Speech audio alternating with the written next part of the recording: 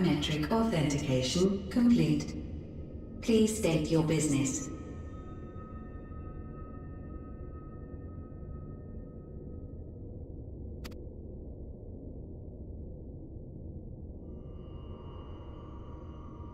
Acknowledged. Reinitializing Circus Tower systems. Searching for Elidibus entity.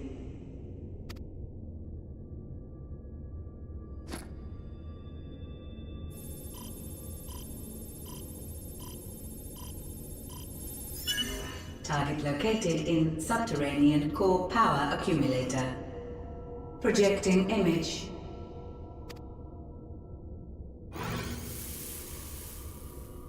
My home. My friends. No more than a dream.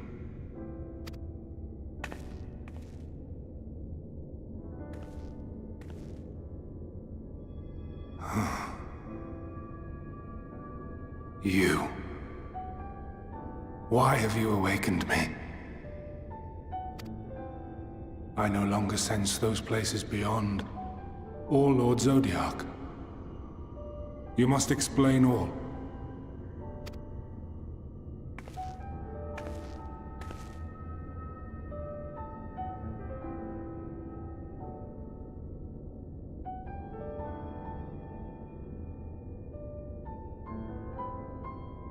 So, he is fallen, and my brethren's souls returned to the star.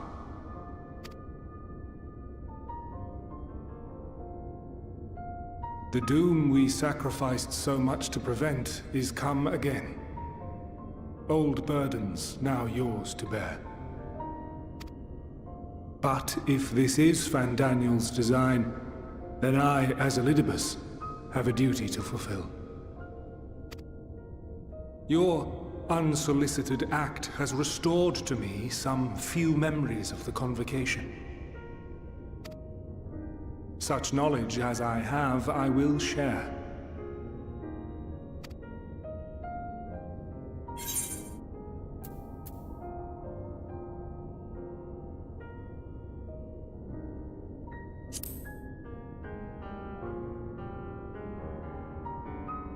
I do this not for you. I merely perform my duty, as I have ever done.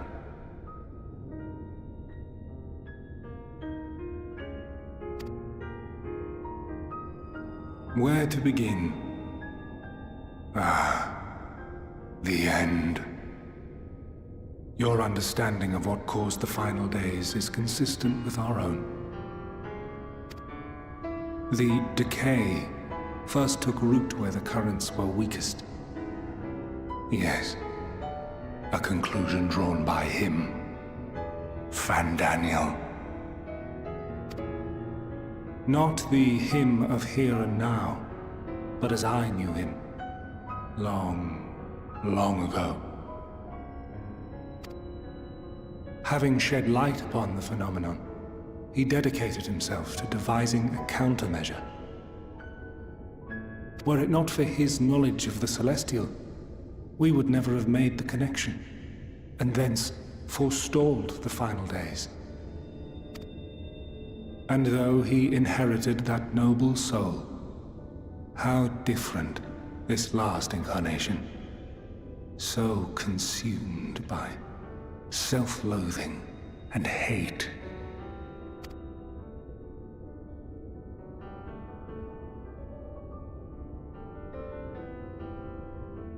Elpis. Yes, the name is familiar to me. Yet I know it not as a flower, but a place. A testing facility for determining which of our creations were fit to be released into the world. Many worked there, and before joining the convocation and assuming the title of Fandaniel, he was their chief. He was Hermes.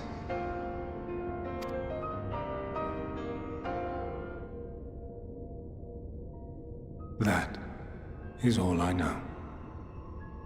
The crystals tell little of the lives the 14 led prior to their induction. Elpis itself would tell even less. Nary a ruin has survived.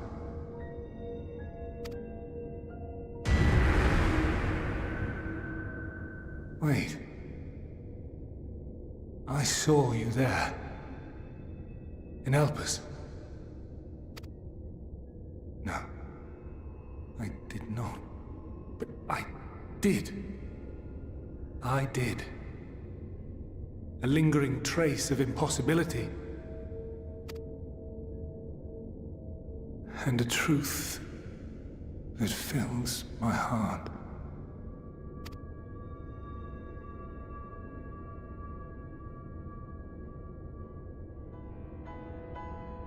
My memories remain clouded, I fear. However, they have revealed to me one possible course. You must travel to Elpis, to the time when Hermes served as its chief.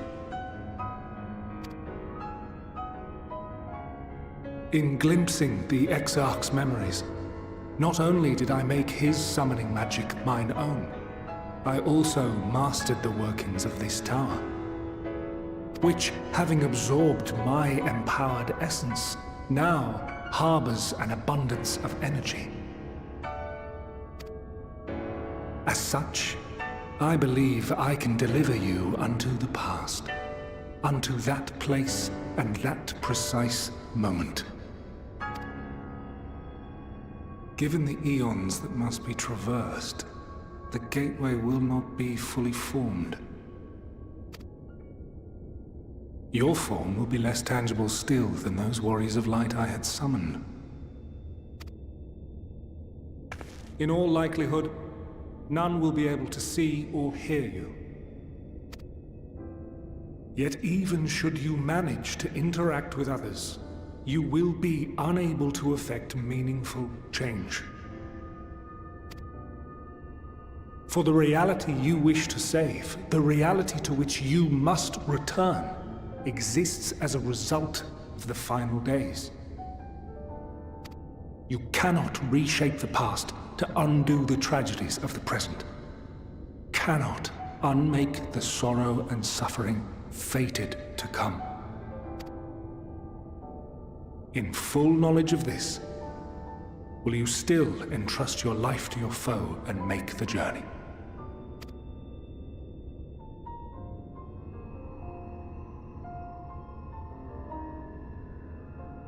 Very well. I shall cast you unto the river of time. Let this be my final act.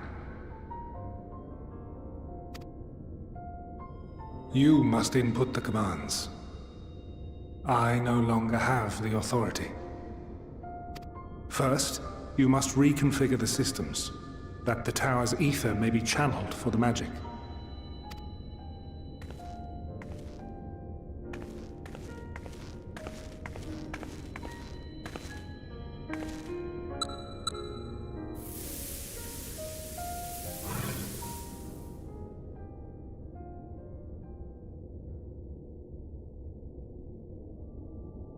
The preparations are complete. The gateway will soon open. Return at once to the ocular.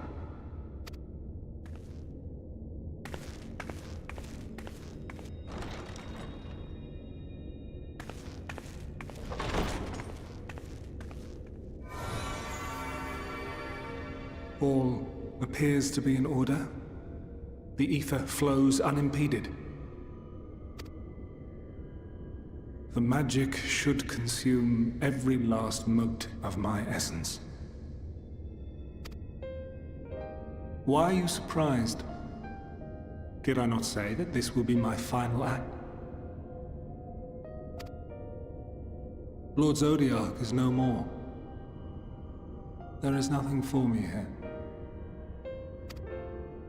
The ones I love and long to see again are waiting in that promised land, beyond memory and dream.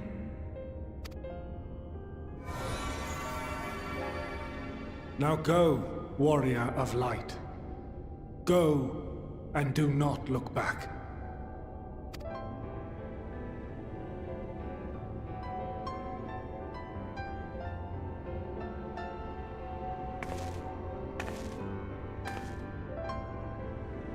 Well, Heidelin, I take my leave of you. Yours is the mantle of the last of us. May you have the joy of it, the burden and the solitude. It falls to you now. You and your champion to save our star.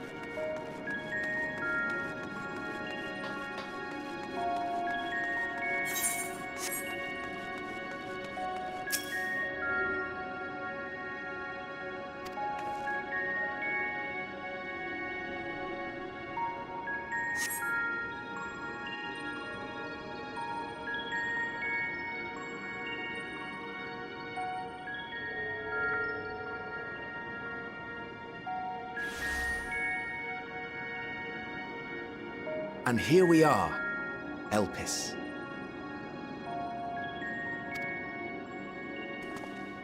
Well, well, How rare to receive you in person. To what do we owe the honor? Oh, just a few odd tasks. We'll be here a while. You're welcome to stay as long as you see fit, of course. As a matter of procedure, however, I must ask that you kindly remove your masks.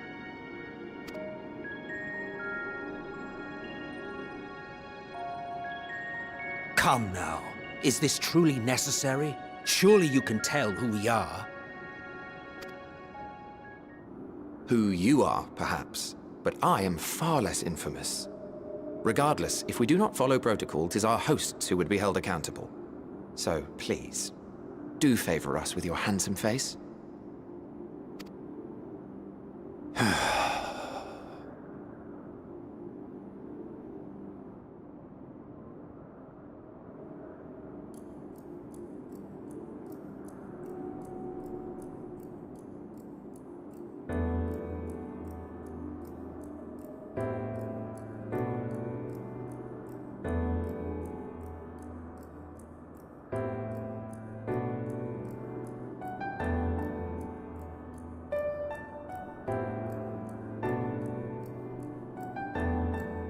Satisfied? I thank you for your cooperation. You are free to go about your business.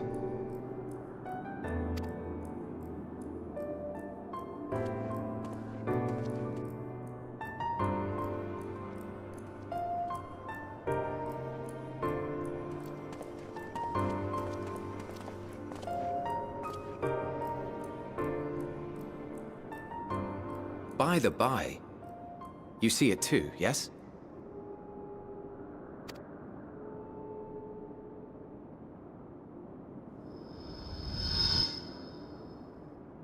I haven't the foggiest what you're talking about.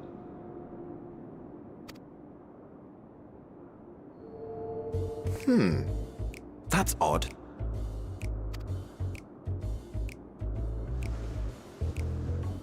It's right here. A bit thin in the ether, but there's no mistaking it. The color of its soul is almost identical to Azem's. Do you suppose she created it? Rather unusual for a familiar to have a soul, though.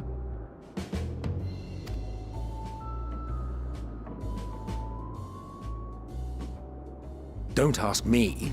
All I know is that it's trouble. Doubly so if it's her spitting image. So let's leave it be. Come now.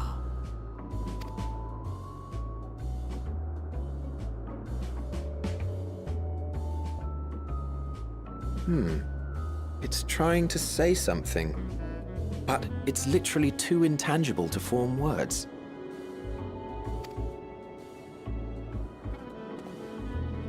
Why don't you give it some ether? Spare a snifter of your bounteous reserves.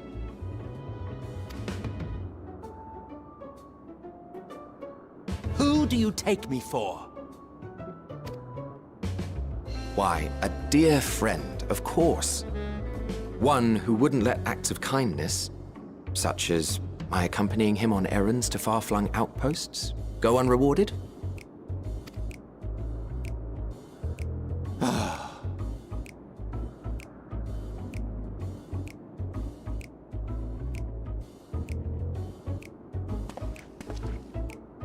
I suggest you close your eyes, or this may be unpleasant.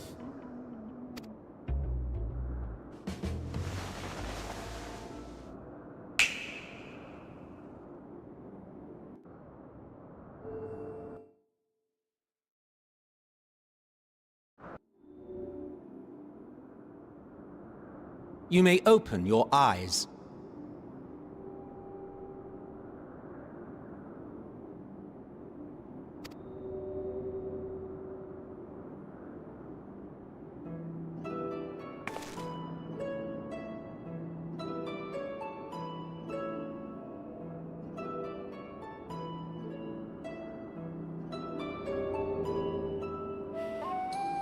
Oh, you even adjusted its size. The better to indulge your whim. This way, it will be easier to communicate. How very thoughtful of you. And may I applaud your artful reinforcement. Without further ado then. Greetings! I am Hythlodaeus, Chief of the Bureau of the Architect. Sulking beside me is the most honorable Emmett Selk of the Convocation of 14. And how might we address you, my new friend?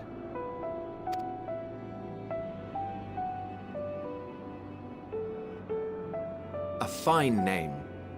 And I'm pleased to see you understand our words. So, tell us, whence have you come? The thinness of your essence suggests you weren't created here.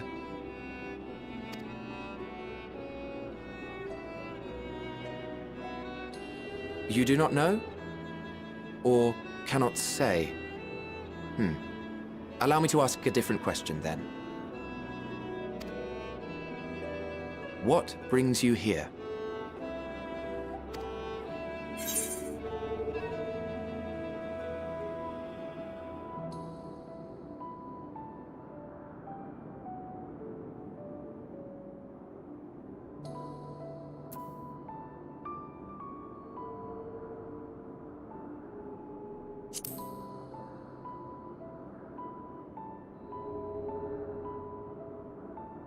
Well now, the same as us.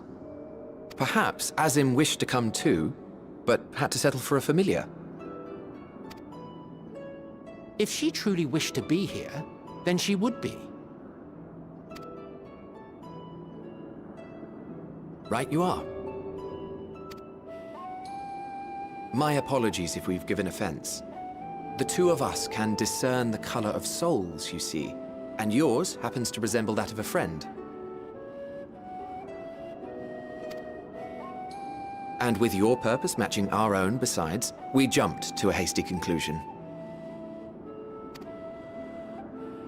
We are here to speak with Hermes, the chief overseer of this facility, which we also intend to tour in order to gain greater insight into the man's work.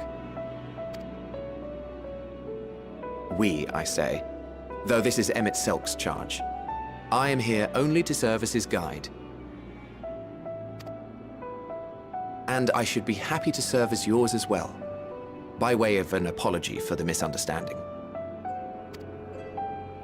Wait, are you suggesting that we bring it along on official business? This thing we know next to nothing about? If you harbor suspicions, better to keep it close than leave it to its own devices. Wouldn't you agree?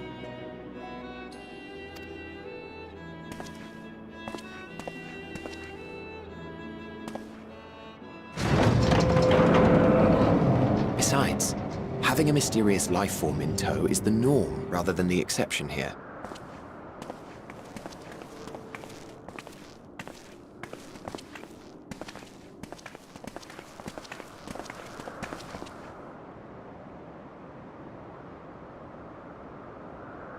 Welcome, my friends, to the testing ground of creation at Heaven's Edge, Elpis.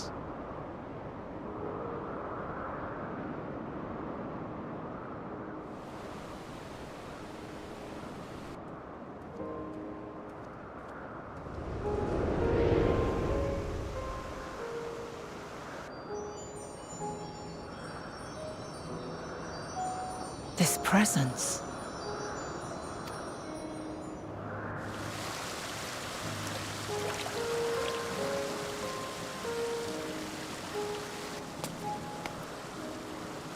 Hermes!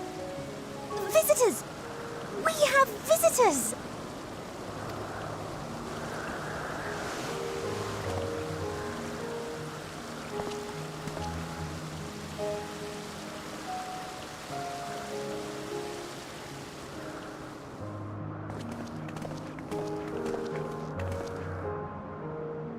What secrets are you hiding, I wonder?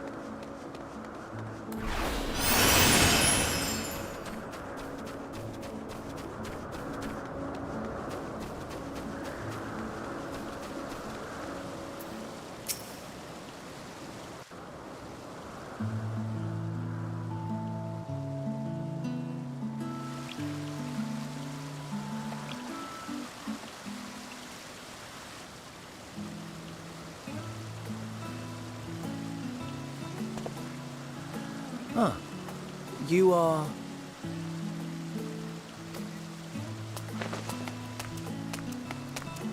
Oh.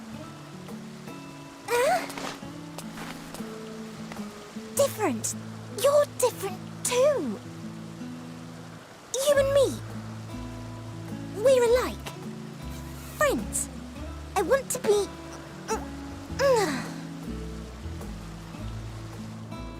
Wait. Please. Wait.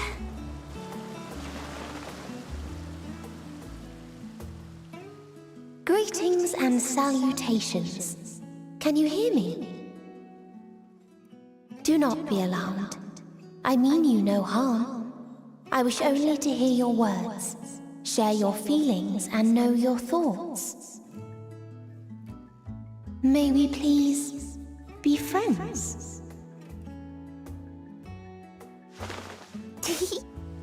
May we please be friends?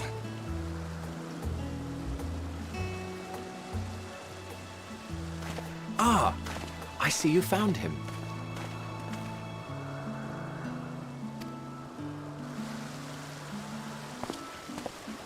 It's Ledeus. It's been a while. Too long, I think.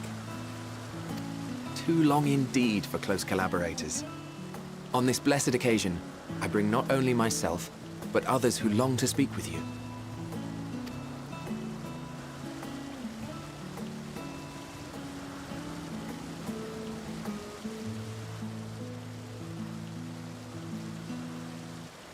You were of the convocation. Emmett Selk at your service. Do I have the honor of addressing Hermes, Chief Overseer of Elpis? You do. You have traveled far for it. Given your facility's purpose, its remote location is something of a necessity. Would that I didn't have to rely upon a guide. Oh, you wound me. Have I not ever been an attentive and helpful friend? But moving along to more agreeable company, this one we chance to...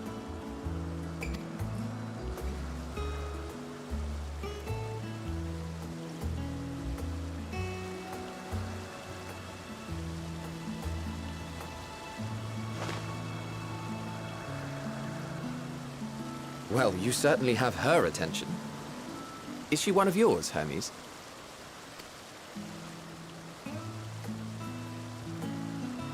Her name is Meteon. It means shooting star.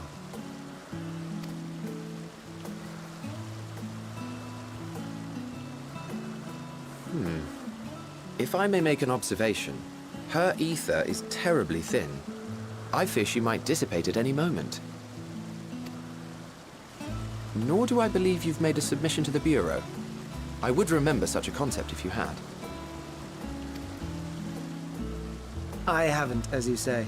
I judged it too early. She's a pet project of mine, still undergoing preliminary testing. But rest assured that I will attend in person ere long. Very well. Being an authority on flying life forms, I appreciate that you are exacting in your work. I shall look forward to your submission. If we have finished with the perfunctory chit-chat, I would discuss official matters.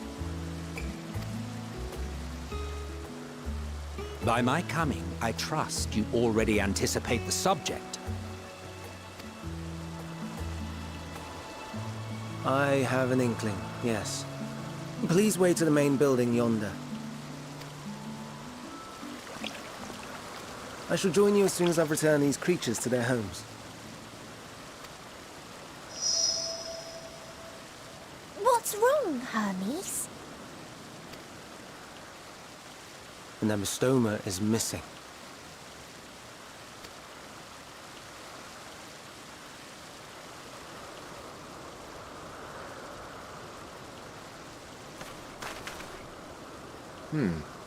I may have found it.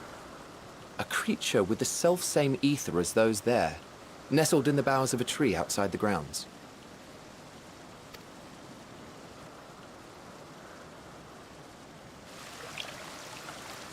You're saying they can climb with their sorry excuses for limbs? The fashion has been to imbue aquatic creatures with the power of flight, ever since the words of Metron created a sky-swimming fish. The Ambistomas too can fly, if only slightly, and they could conceivably climb a tree. Whether they can come down safely, however... Excuse me.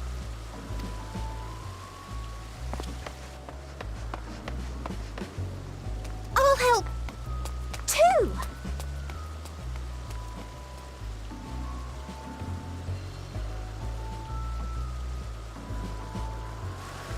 And what are we supposed to do with this lot?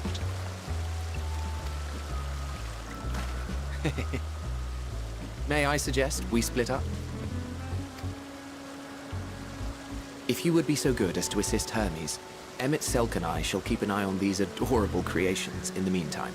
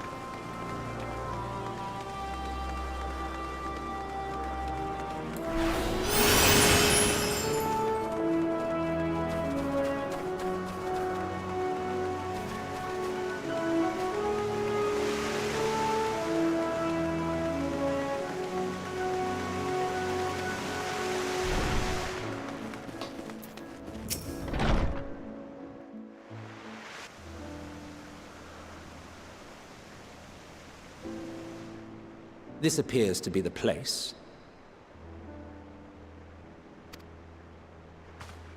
And here is where we part ways. We will be discussing highly sensitive affairs. Only a select few may be privy to such knowledge, and that does not include someone who cannot or will not divulge their origins.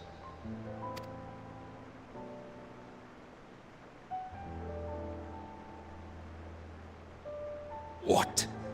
Will I have to remove you by force?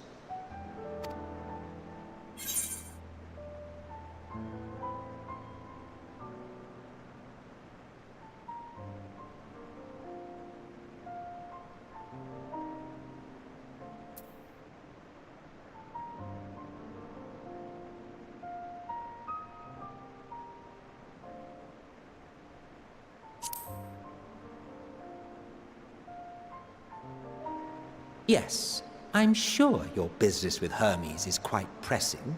You may speak with him to your heart's content after ours is concluded. I do not object to her attendance. Hermes, this is highly irregular. Perhaps, but I believe she can be trusted. Meteion would not have taken to her so quickly otherwise. Moreover, the presence of a third party may help me to maintain composure.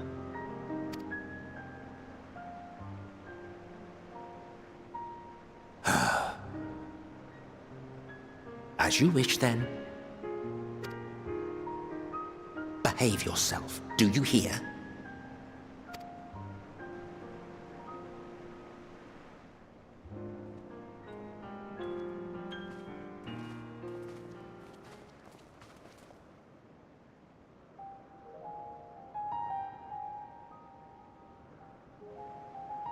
So, it's finally happened, then.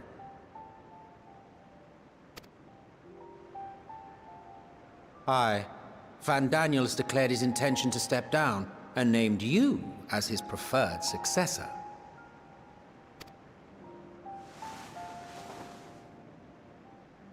In recognition of your knowledge and your works, the Convocation is giving the recommendation due consideration. As one who does not know you personally, I am to use my impartial eye to take your measure. And above all else, to ascertain your disposition towards the invitation.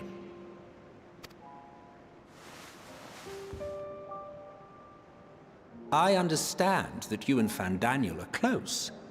He himself was once chief overseer of Elpis after all.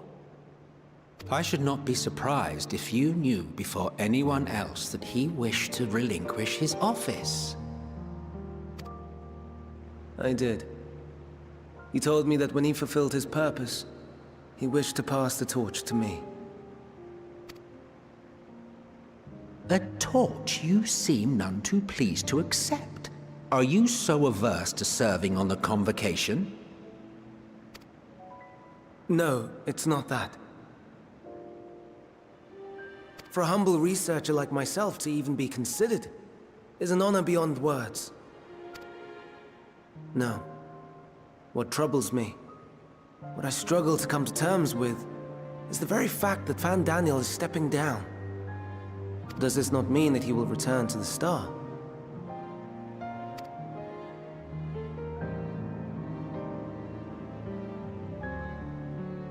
Of his own volition, yes, like so many others have before him. Return to the Star? Does that mean die?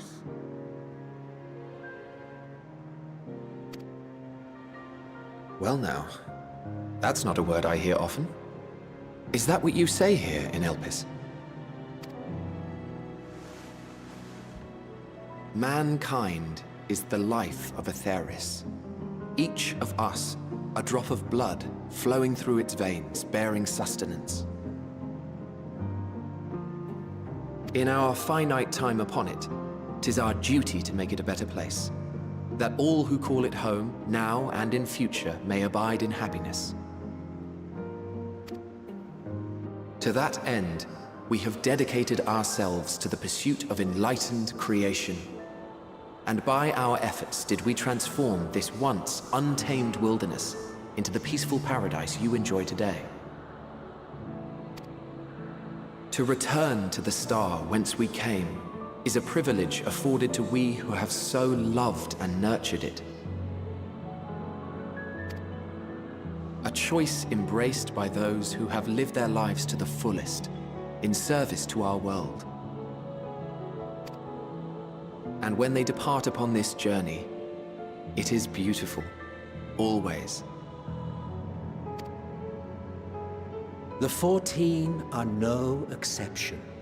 'Tis believed no occasion is more felicitous than the fulfillment of one's duty. Our office becomes our lives, and to retire is to return, or so the majority of us hold. Some few have elected to eschew custom.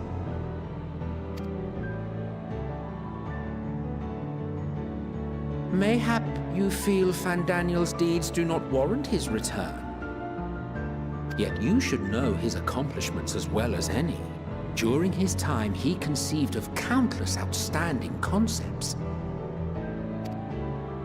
And channeling the wealth of experience he attained here in Elpis, he brought forth many new specimens. I know of all this. I do. It's just, I cannot fathom why someone so great and wise, who could still do so much good, would want to end it all.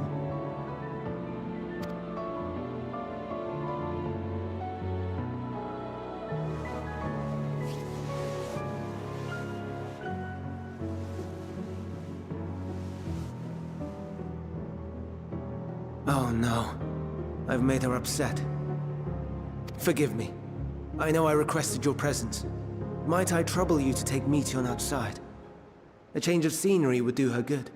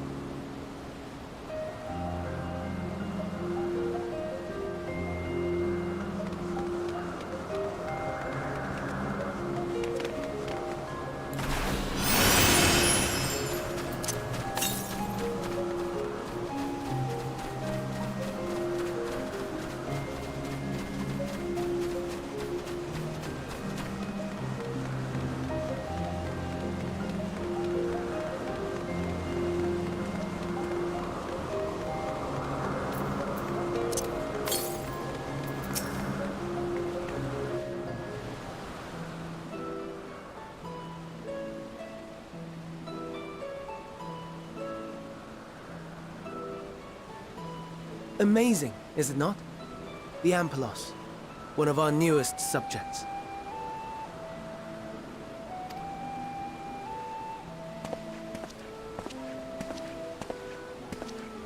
So, how are we coming along?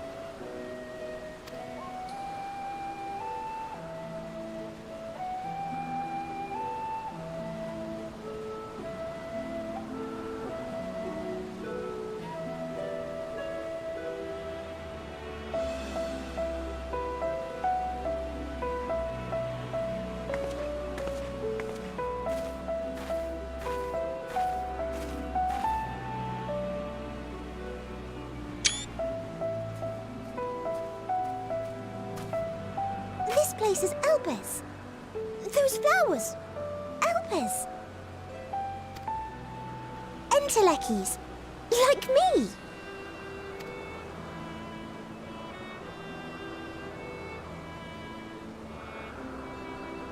They are a product of Elpis, and so named for their birthplace. A happy accident, born of the hands of a former researcher who loved beautiful blossoms. Unique for how they change color, to reflect the emotional state of those nearby. Though be it here or elsewhere, they are seldom seen in any hue save purest white. Reflect the emotional state, you say? By what means do they achieve this? In creation, there exists an energy wholly apart from ether, one driven by emotions. In like manner to how we manipulate ether, this flower is subject to the influence of said energy.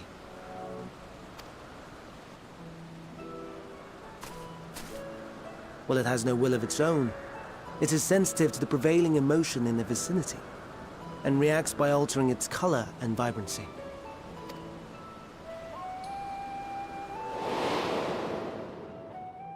Akasha? It is one of the unseen energies defined by Harnish alchemical theory. Though a gross oversimplification, some describe it as an essence influenced by feeling.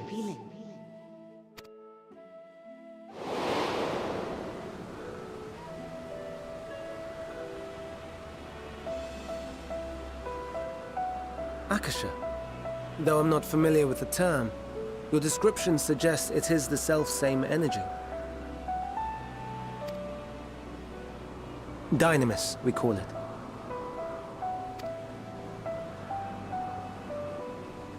And those entities like the Elpis flower that have the ability to interact with this energy, converting emotions into tangible phenomena, are Entelekis. That's me! That's me! An Enteleki! That you are, my dear. And no ordinary one at that, but the first possessed of free will.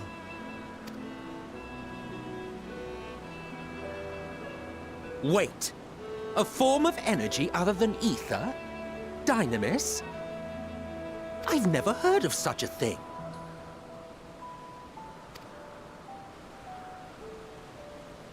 Hardly surprising. Dynamis cannot be seen, much less felt. And though its existence has long been theorized, we had no proof until the flower's serendipitous creation.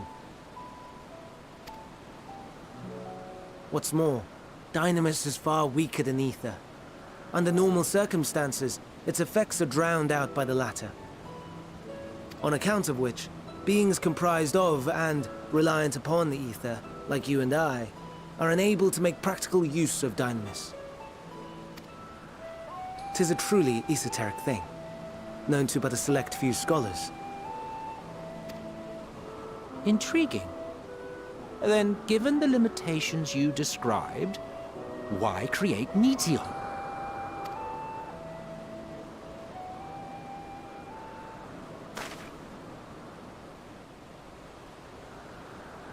Our star, Aetheris, is especially rich in ether, so much so that its name is derived from it.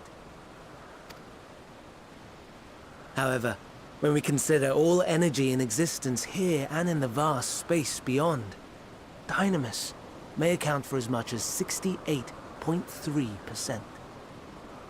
The more abundant form by far.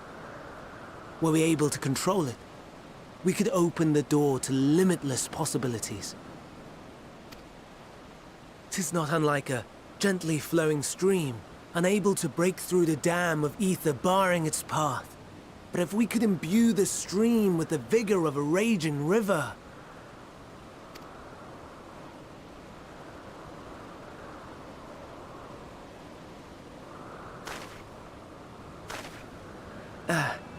Not that I have such grand ambitions. Nay. I merely wish to create a being that could traverse the great expanse.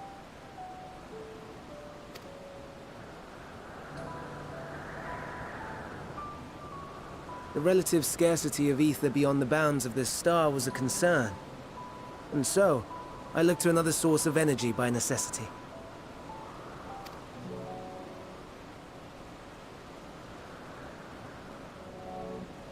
That being Dynamis. No wonder her ether is so thin. Precisely. Yours is thin too. Like an entelechy. Like me. So... are we the same? Entelecchies.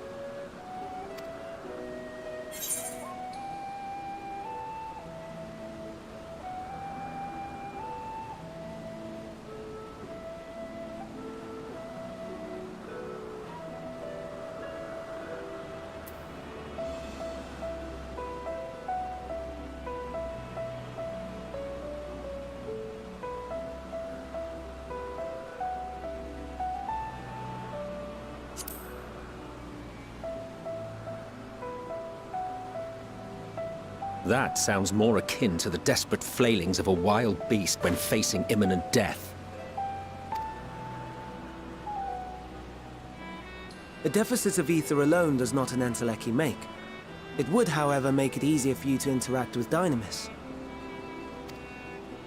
And limited though its influence may be, this quality could prove the difference between victory and defeat.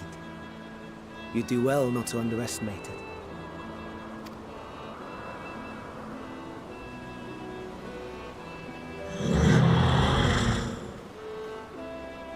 Oh dear.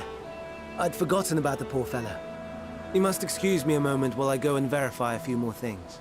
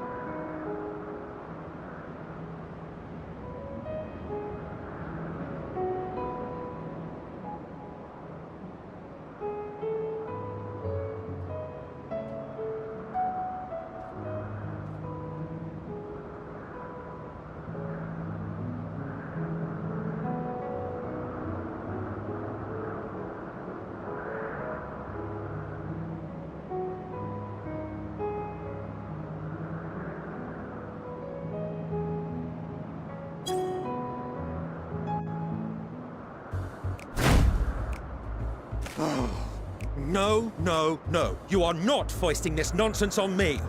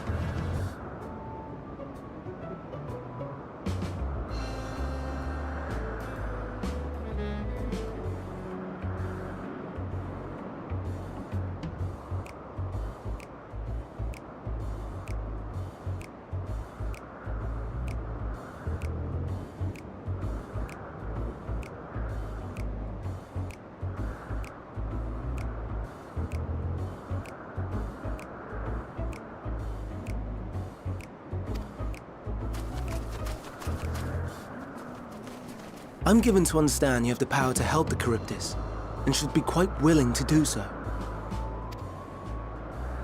And so I appeal to your better nature, most benevolent Emet-Selch. Please teach her to fly.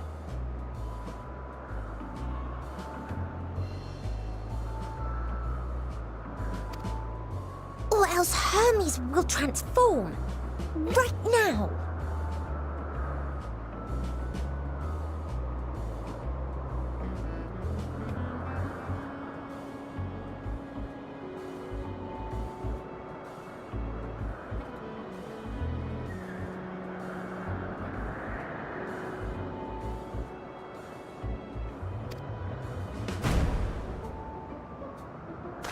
Now, there's no need to go quite that far. Altruism is its own reward, as I'm sure he would agree. Oh, would he now? And who contrived to put me in this position, pray tell? Nothing so devious. I merely suggested a possible course of action.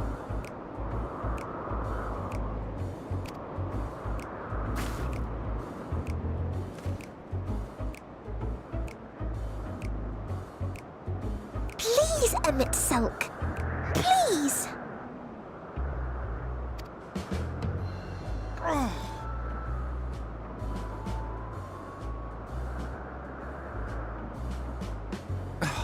I did not come all this way to play nursemaid to your creations. I thank you to remember this favor, and let it be the last.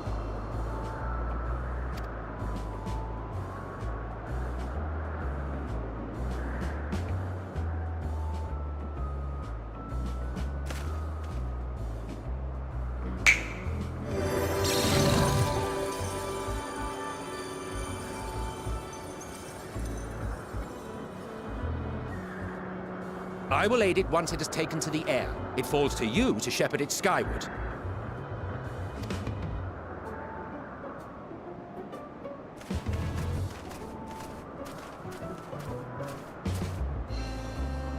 Well, let's relax and enjoy the spectacle, shall we?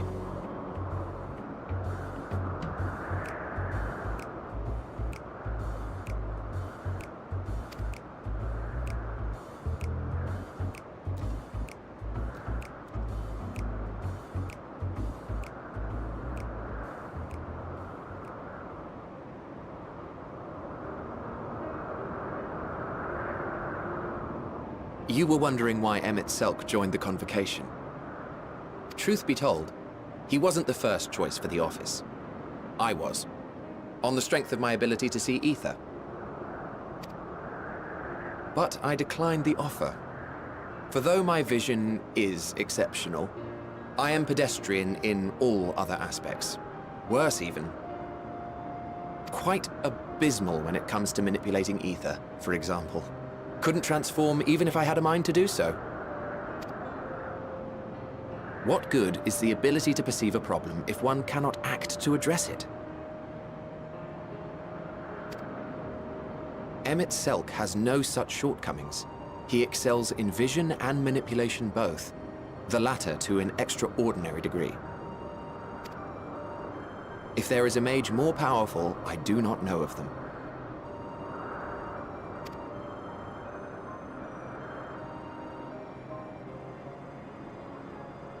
Thus did I recommend him for the office in my stead. And I wasn't the only one. Far from it. Countless others vouched for his skill and character. People the world over, to whom he had previously lent a helping hand.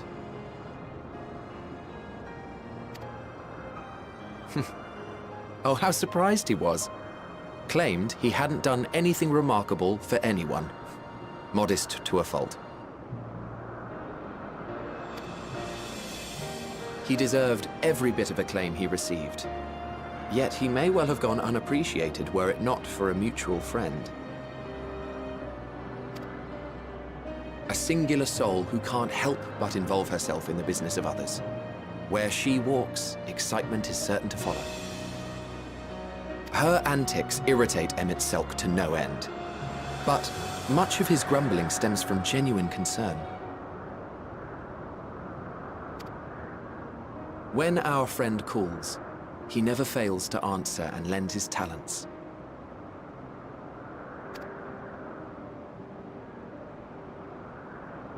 And in the course of doing so, he himself came to be recognized and respected by those around him.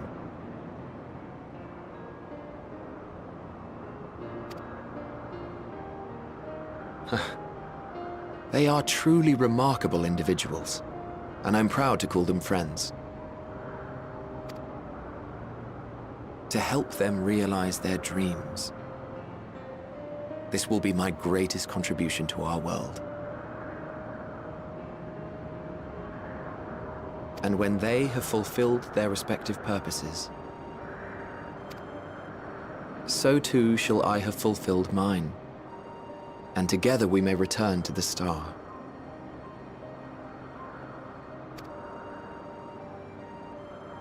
Look at me, spilling my innermost secrets. I can't seem to help it with you. I can only assume it is due to the color of your soul. I just don't understand how you can be so alike and yet so different.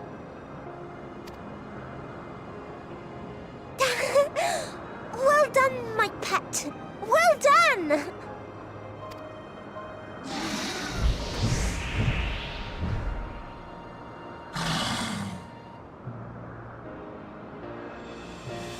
Ah, yes. I dare say the Charybdis will be fine here on. Why don't you go and signal to Emmett Selk? Let him know that his arduous task is at an end.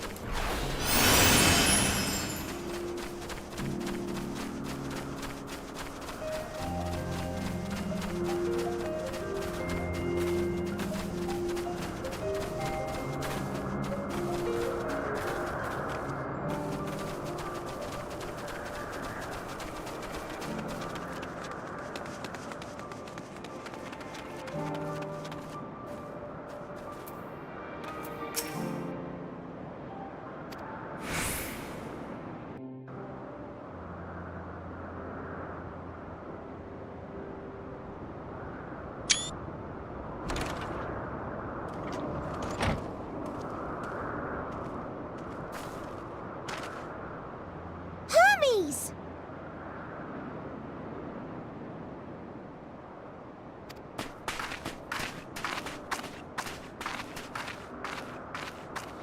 Oh, you were waiting for me. You've finished talking?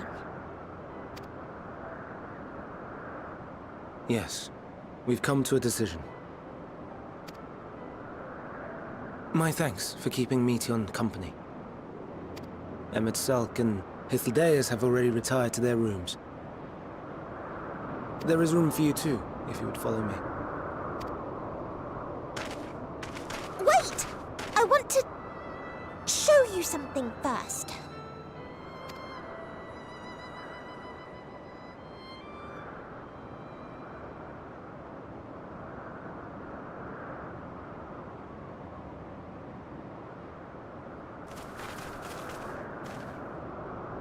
Elpis flowers?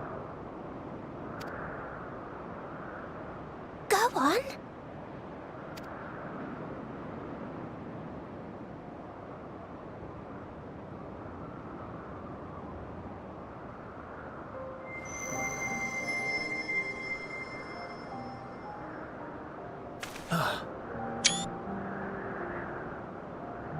You're not the only one, Hermes.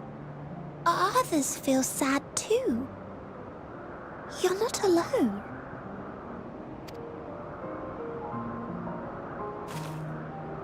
I see Meteon has shared much with you.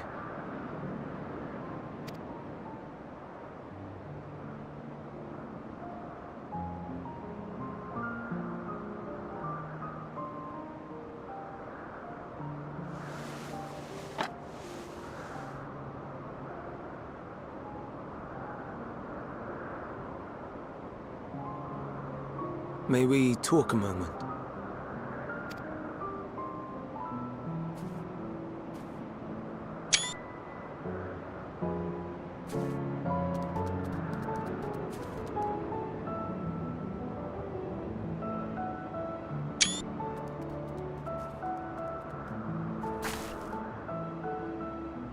I do not think it wrong that we live for the star, that we strive to make it a better place.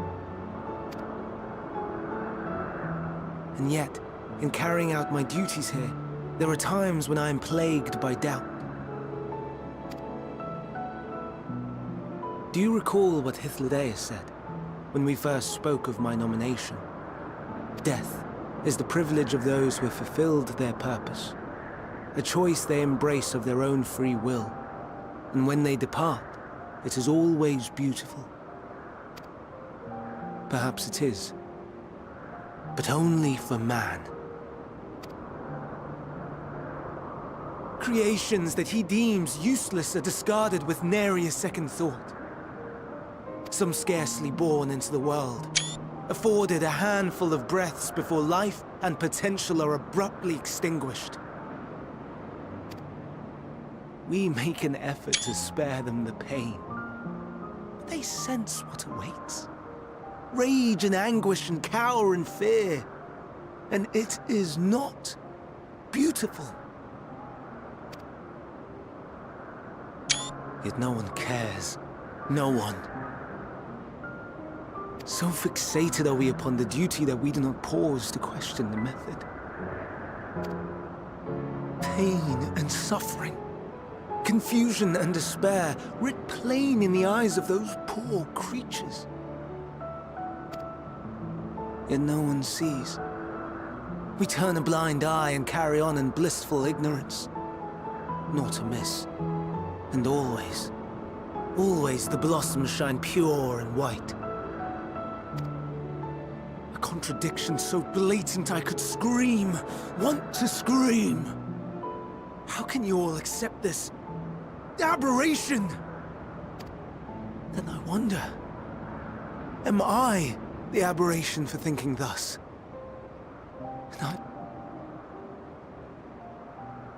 But now I know I'm not alone. Not the only one for whom the flowers weep.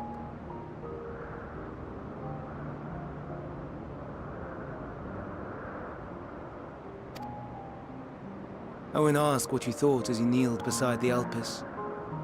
Or if he only did it at Meteion's insistence.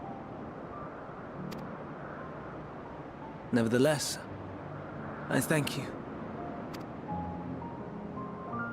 To know that you too have experienced suffering is a comfort.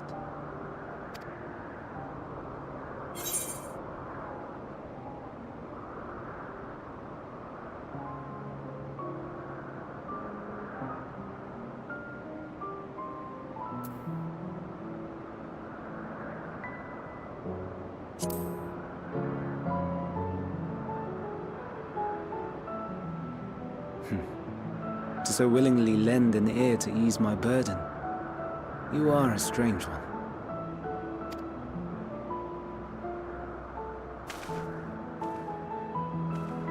The stars in the heavens.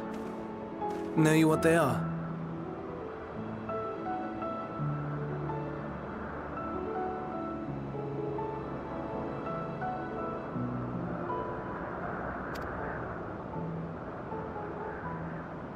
Though it is too far to tell, each glittering light could be a world not unlike Aetheris. A world filled with life. So many stars, so many lives. For us, there may be no higher purpose than to live for our world. But what of the other living beings out there? What is it that gives their lives meaning? That drives them day after day after day? To pose that question to our undiscovered cousins, I created beings of dynamis, who can traverse the vast emptiness between the stars. Meteion and her sisters. Aye, sisters. She has a great many of them, and they have already departed on their journey, traveling to one star and then the next in search of life. As one might expect, exploration on such a grand scale is rife with difficulties, and thus far I've naught to show for it. But I have faith that we will make some manner of discovery ere long. And when we do, I should be glad to share our findings with you, in gratitude for your kindness.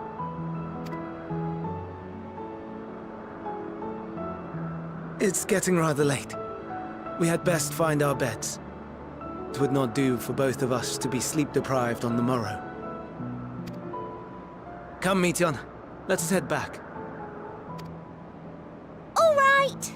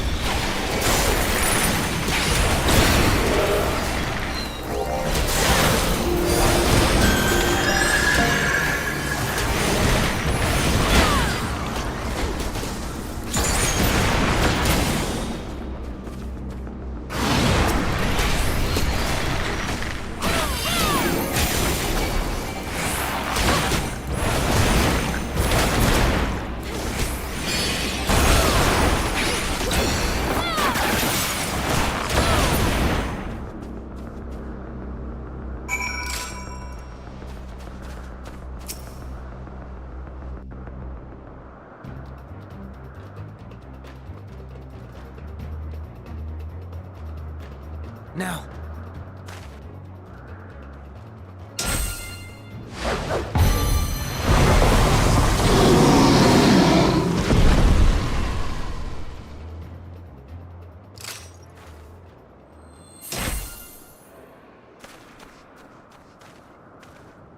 Oh. Forgive me. Please, forgive me. May you and your kin find peace. Wherever your souls may drift in the underworld, may you find tranquil seas.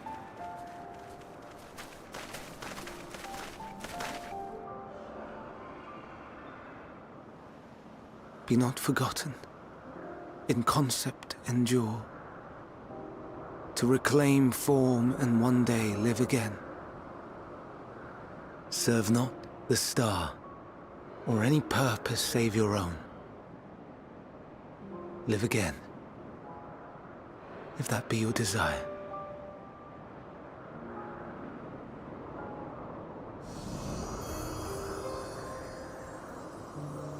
Hate, if that be your want.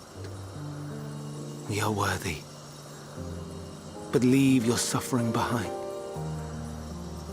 Lay down your burdens, be born anew. Fly high.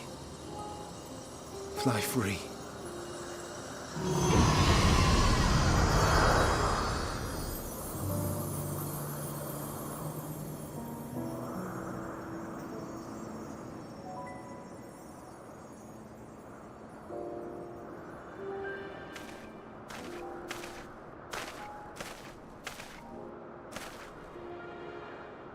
Join the convocation, Hermes.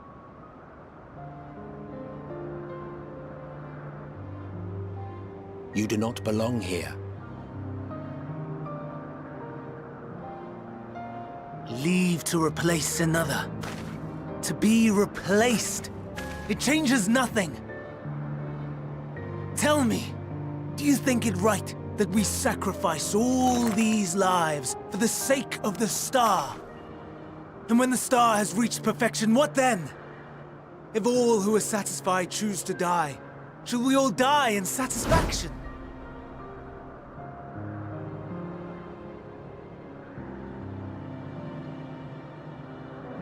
I do not know. Were I to take up the seat of Fandaniel, it would be tantamount to approving my predecessor's death. I do not know if it is right. And to be torn by such thoughts.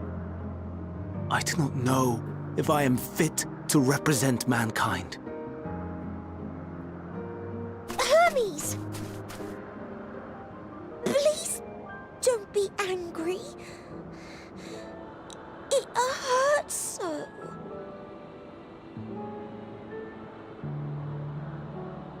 Forgive me. If you would still consider me in spite of everything, I beg some time to gather my thoughts. Meanwhile, Hythlodaeus, I fear I must trouble you to attend to the others. 'Tis no trouble at all. Take as long as you require.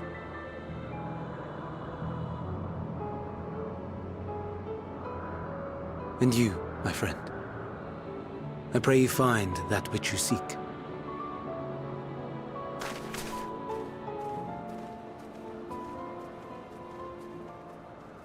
I expect we have some few matters to discuss. Shall we return to the 12 Wonders for a time? Aye.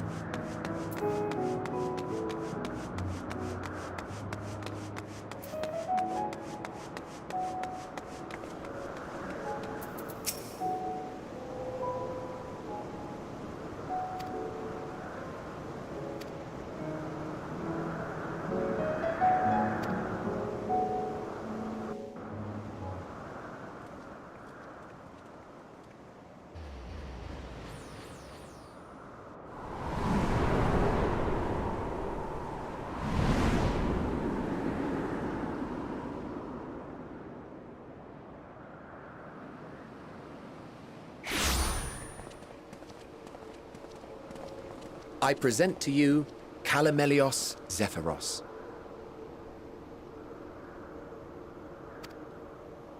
Here you will find a number of testing facilities, as well as the observation hub of Poiton Oikos. Right then. Let's begin by...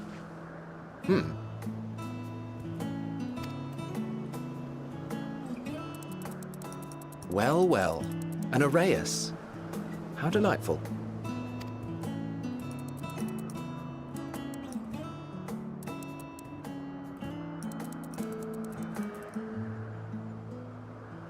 And what, pray tell, is that?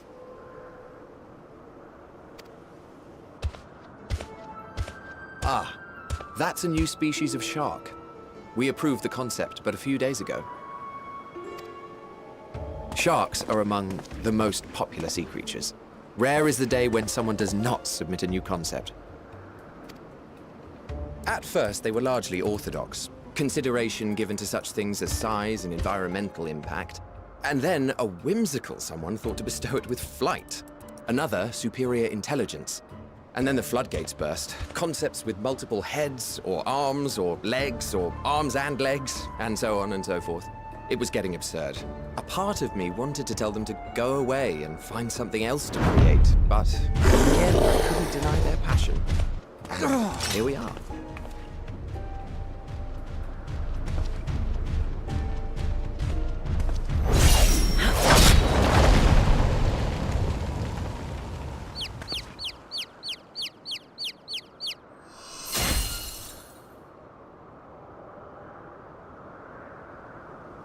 That was too close.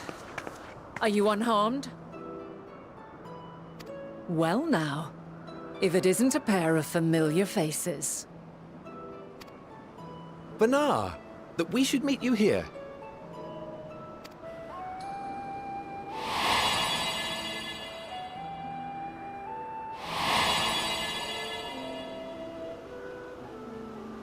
As I mentioned earlier, the better part of the convocation holds that when we retire is when we return to the star. Well, she is not among said majority. Even after stepping down, she carries on with her work. Abonner is her name, and she is the previous Azen.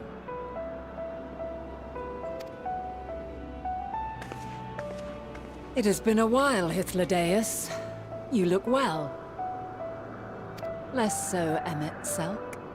I dare say the lines upon your brow have both deepened and doubled in number. A shame for one so young. You must make an effort to frown less often.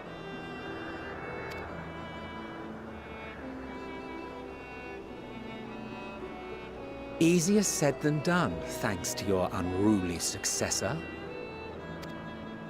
How is she, if I may ask? Incorrigible as ever. Rushed headlong into a volcano on the brink of eruption just the other day. I should be glad to share the tale in its entirety later, if you're so inclined. Oh, you know I am. Now then, you are?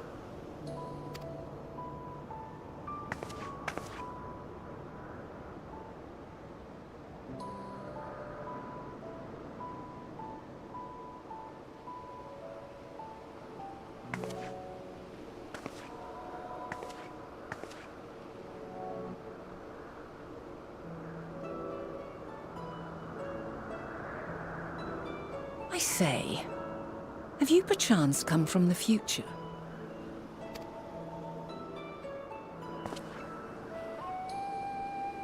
I do not believe we have ever met, yet I sense my magic upon you. Therefore, if I wove the enchantment, I could only have done so at a later point in time.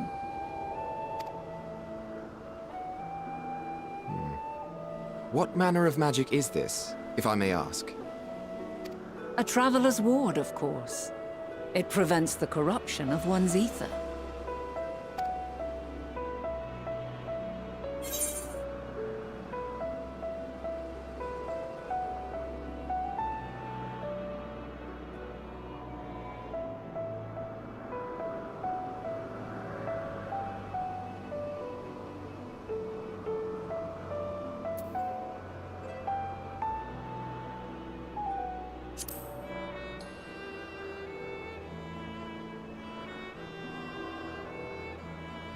I see you are not ignorant to its presence.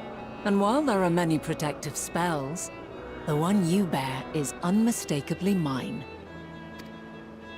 Hold on. From the future? That's absurd.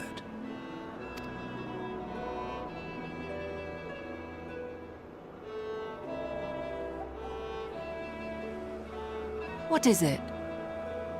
Are you unable to speak of the matter?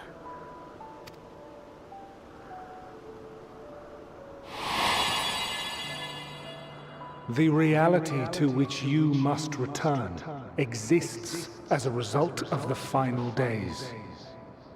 You cannot reshape the past to undo the tragedies of the present.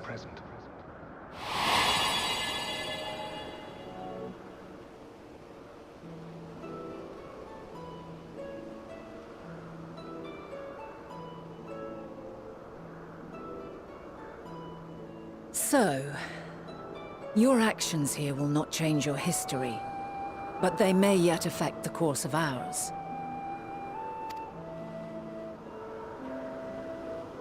How very exciting! I'm quite fond of delving into the unknown, and there's naught more unknown than the future.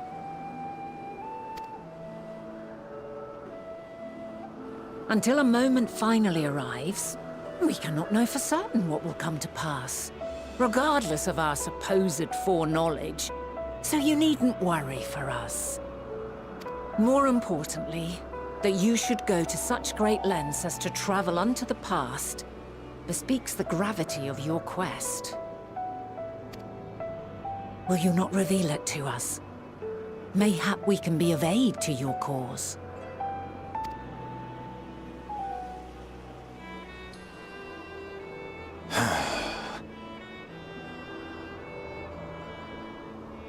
If this is true, then you've been keeping quite the secret to yourself. As a representative of the Convocation, I will hear it all. Your identity, purpose, everything.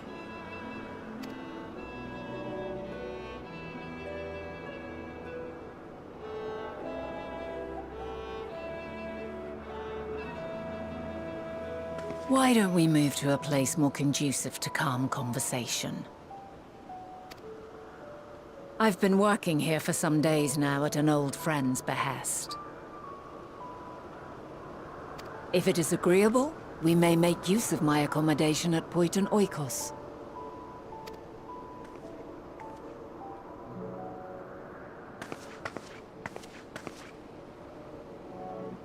We were meant to meet.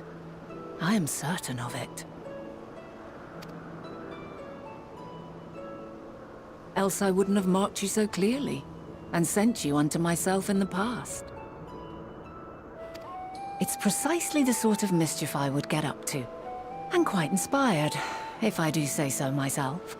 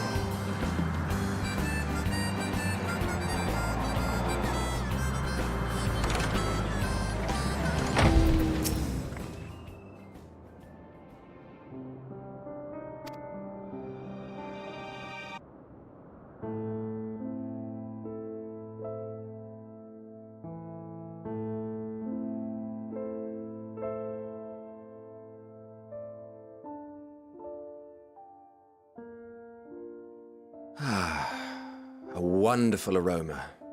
I feel more relaxed already.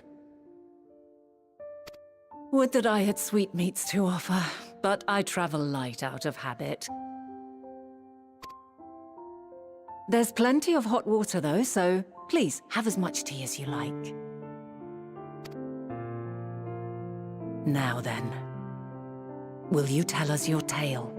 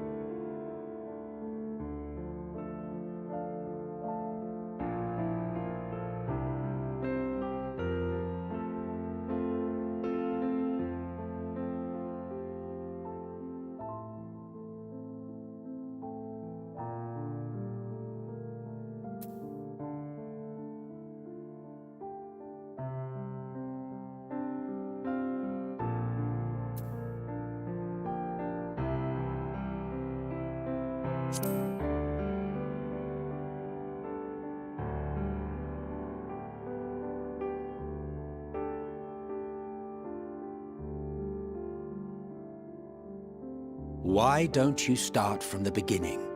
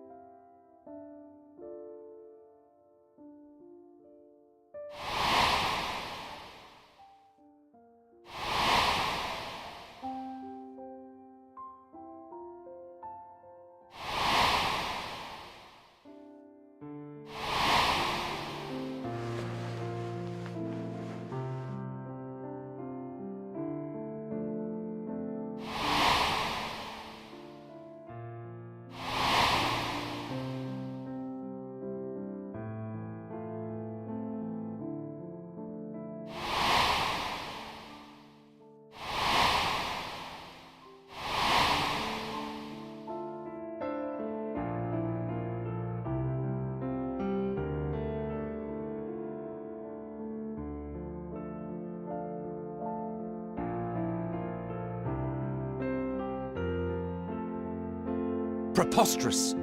Utterly preposterous! While not the words I would have chosen, I too have my doubts. Much of it borders on the incredulous. What of you, Vanar?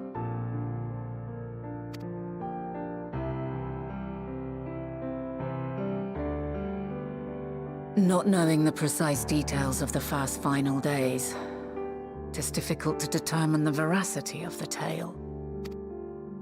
Supposing it is all true, I must ask myself why I would do what I did.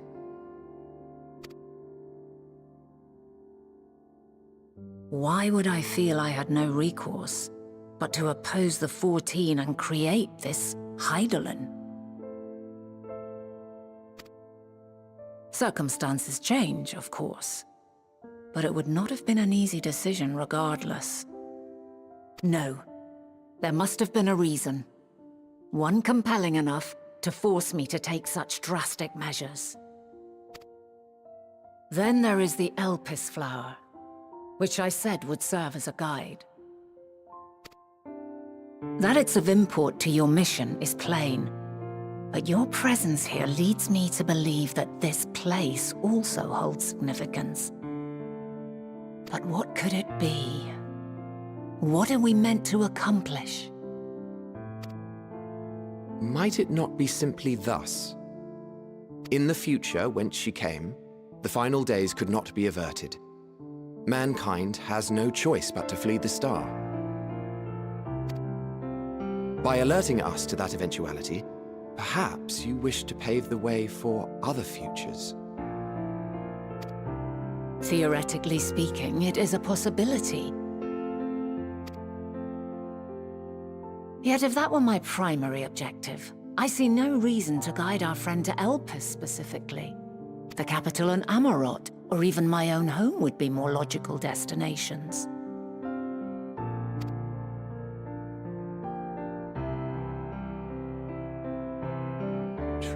True. I note also that Hydaelyn did not specify a point in time to which she must return. By this, it may be inferred that it was not critical that we should meet. Alternately, she had reason to believe that our paths would converge, coincidental though it may seem. This is quite a puzzle, and we do not have all the pieces. Hardly any. But we do have one immutable fact. If the final days are indeed as described, they will bring death to all that I hold dear.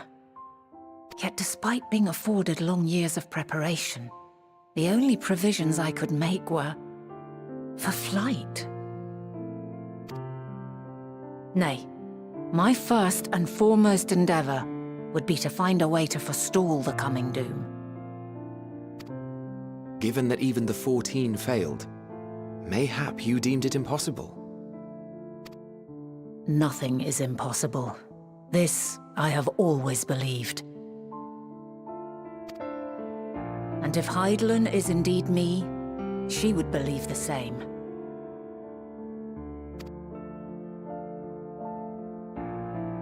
Listen to yourself.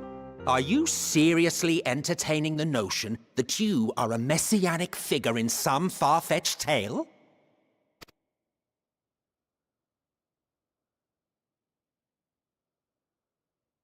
Well, I will not. I refuse to accept that our world could be undone by some unforeseen calamity. I also take offense to my portrayal as a megalomaniacal madman. To sacrifice oneself for the star is a noble act, and I would hold those who gave themselves to this zodiac in the highest esteem. Yet, you claim I recreated Amarot and populated it with phantoms of our people? A bizarre indulgence that would be insulting to their memory. Worse still, I even invited you there. Literally invited my own downfall. Why would I do something so idiotic and inexplicable?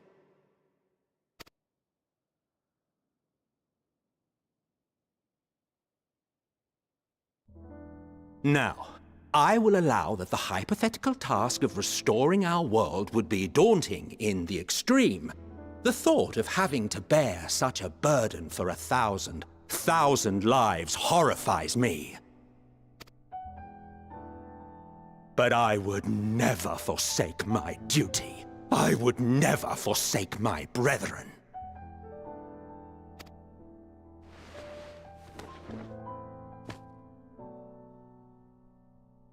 You do not know me. I've had my fill of your fiction. I will return to my duty, and you will not bother me again.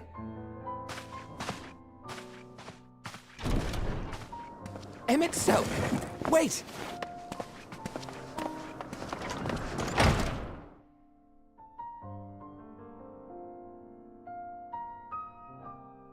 You've seen much of Elpis already.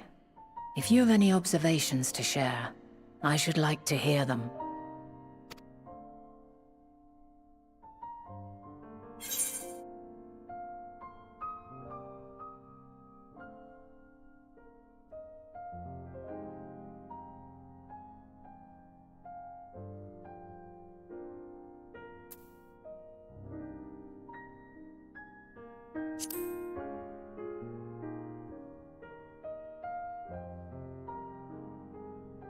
I see.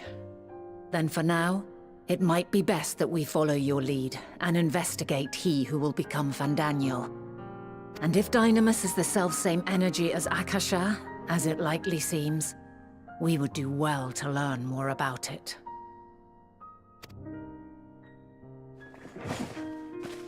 With that settled, it is time for action. The missing pieces of the puzzle are here, I'm certain of it.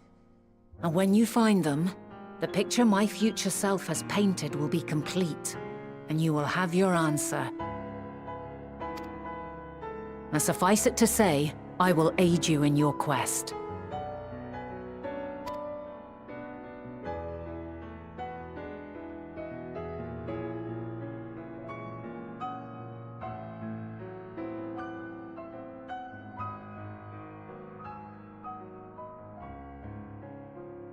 Have faith.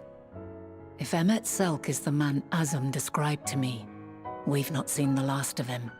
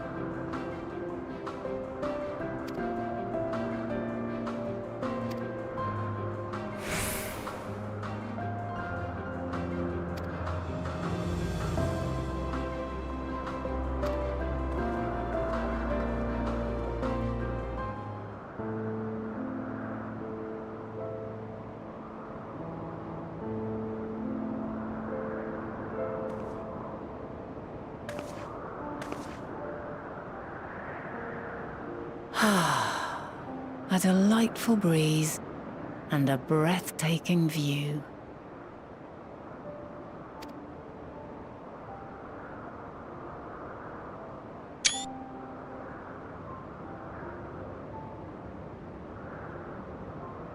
What is it like in the future?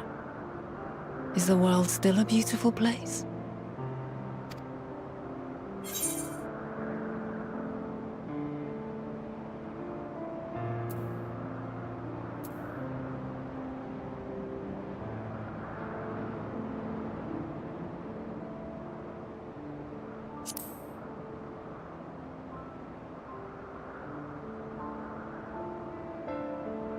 Dark, hidden places, rife with danger.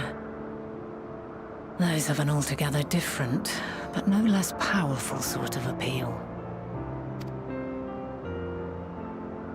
While we wait, will you not tell me about your adventures? Well, not the portentous events which led you here, but the simple delights all your own. By learning about the future world, I may gain insight into future me's plans. But more than that, I have an interest simply as a fellow traveler. Short of going somewhere oneself, there's naught more stirring than hearing another's account.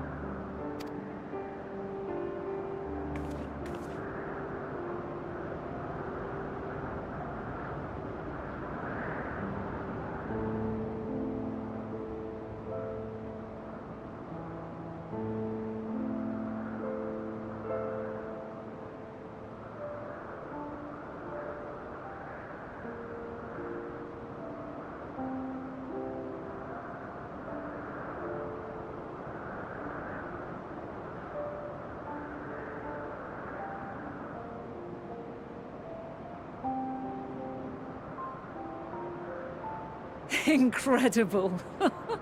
Would that I could have been there to see it.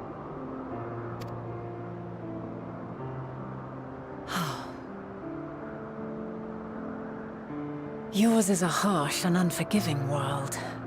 Yet in spite of this, your brethren hold fast to their virtue.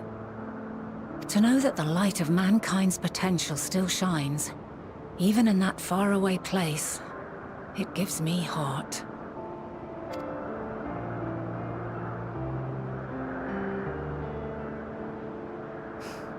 Thank you for regaling me with your tales.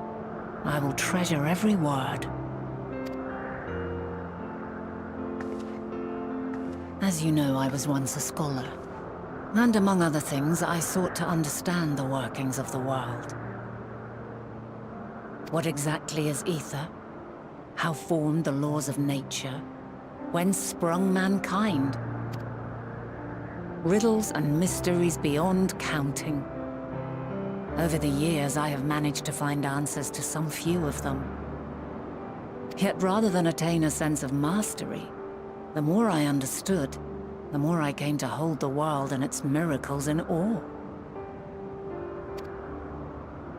We too are miracles, each and every one of us, born of the warm breath of life that traverses the heavens, swirling through eternity. When I fully grasped the improbability of our existence, nothing felt impossible anymore. If it could be imagined, it could be done.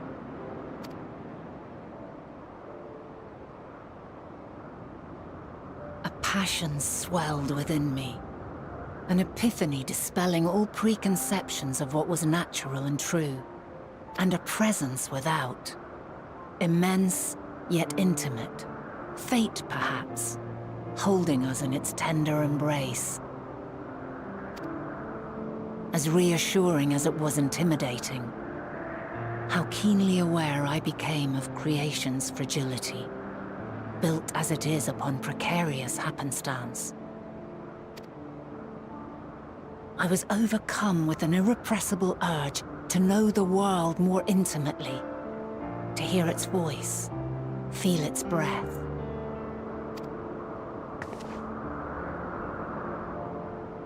I ventured forth on a journey that very day, so very long ago now.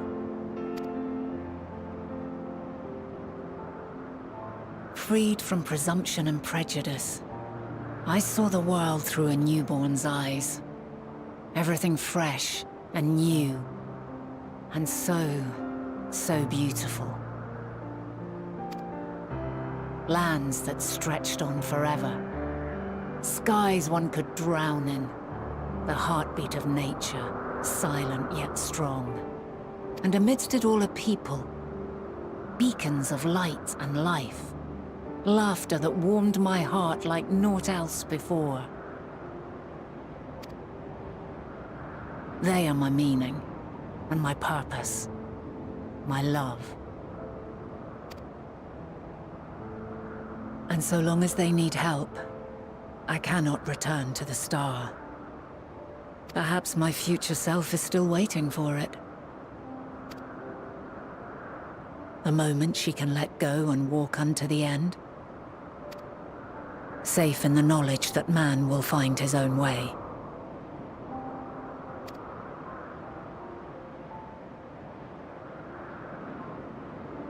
You, who are our future, tell me this, and tell me true. Has your journey been good? Has it been worthwhile?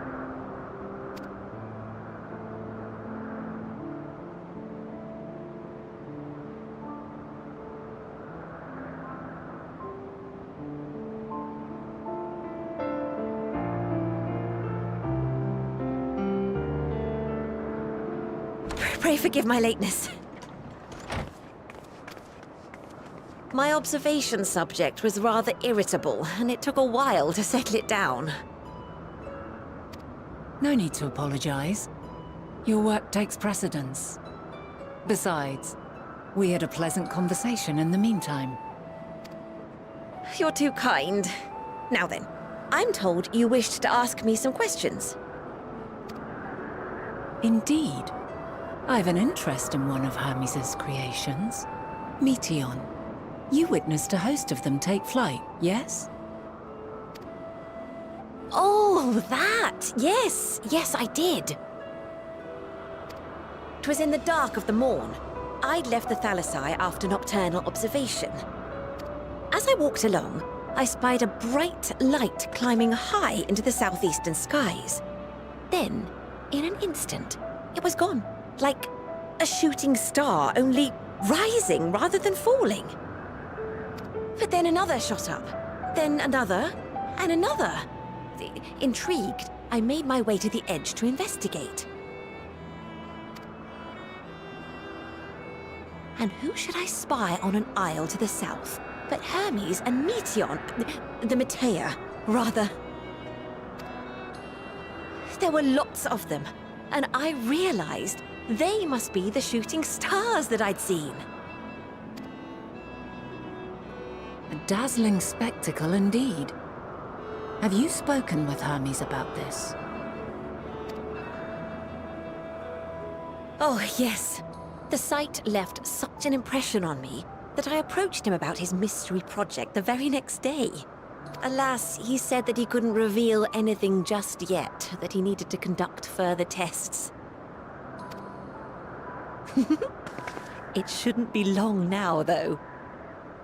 He often returns to that isle, and I have a feeling he's nearing a breakthrough.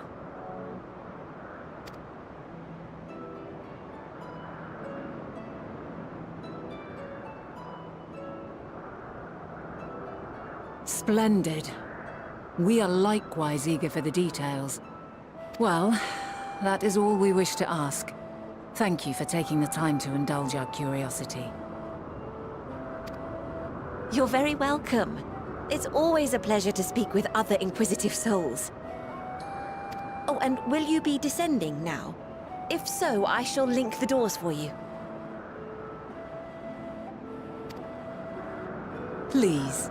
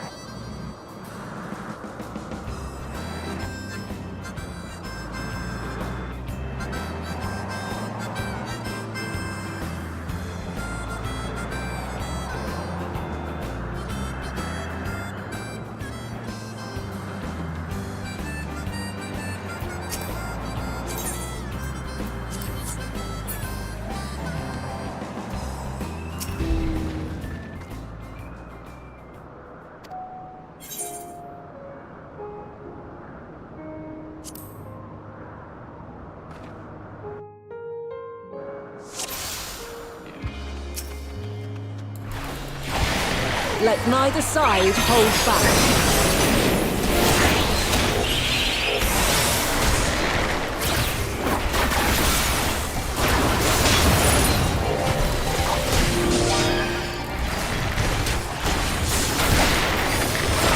My blade sings!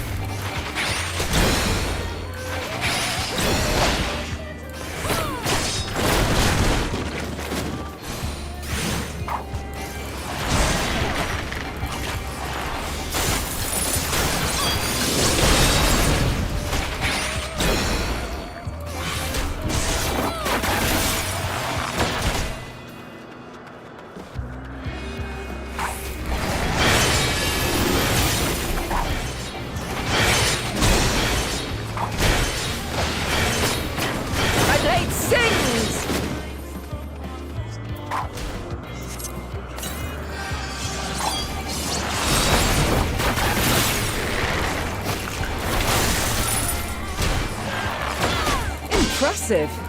I shall have to try something different.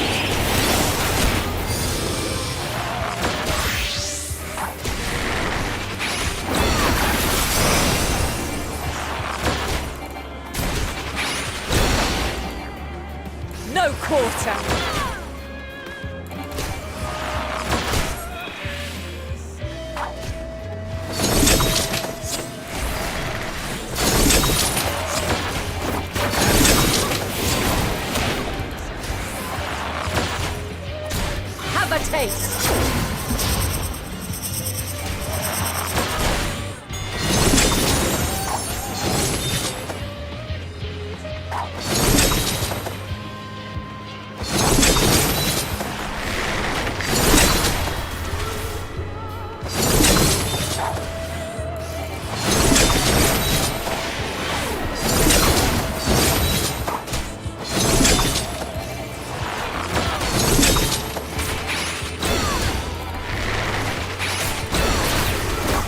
You won't be easily overcome, but neither will I.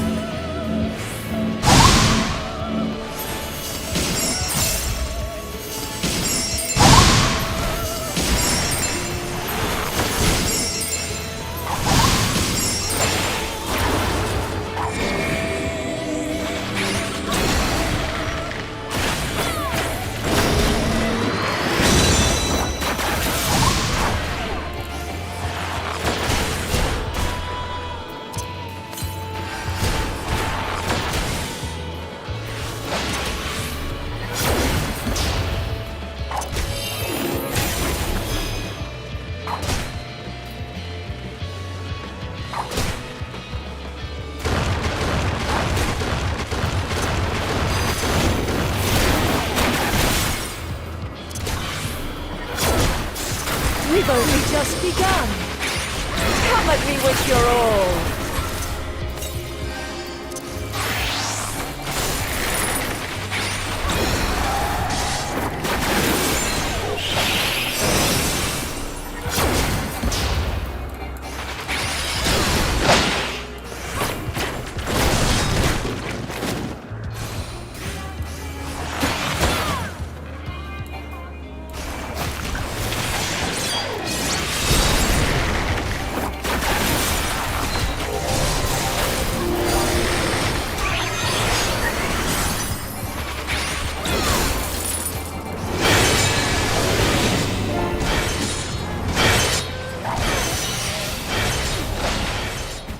My blade sings!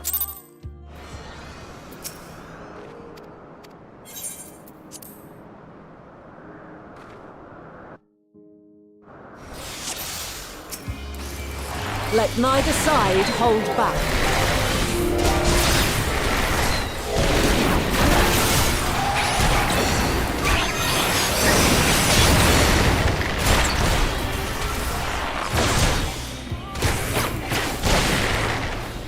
My blade sings!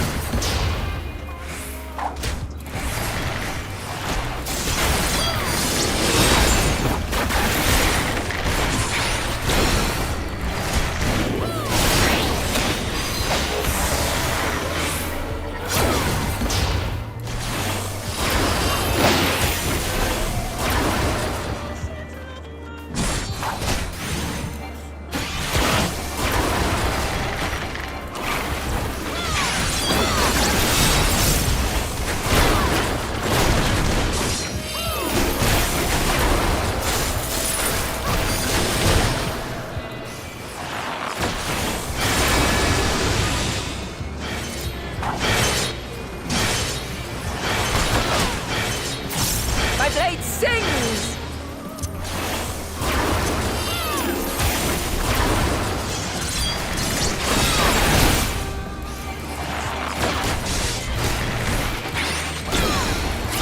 Impressive. I shall have to try something different.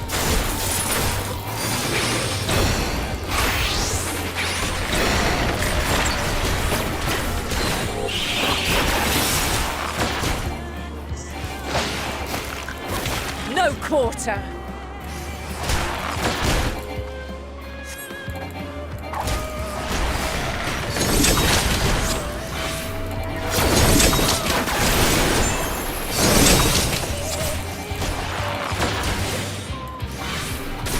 Have a taste.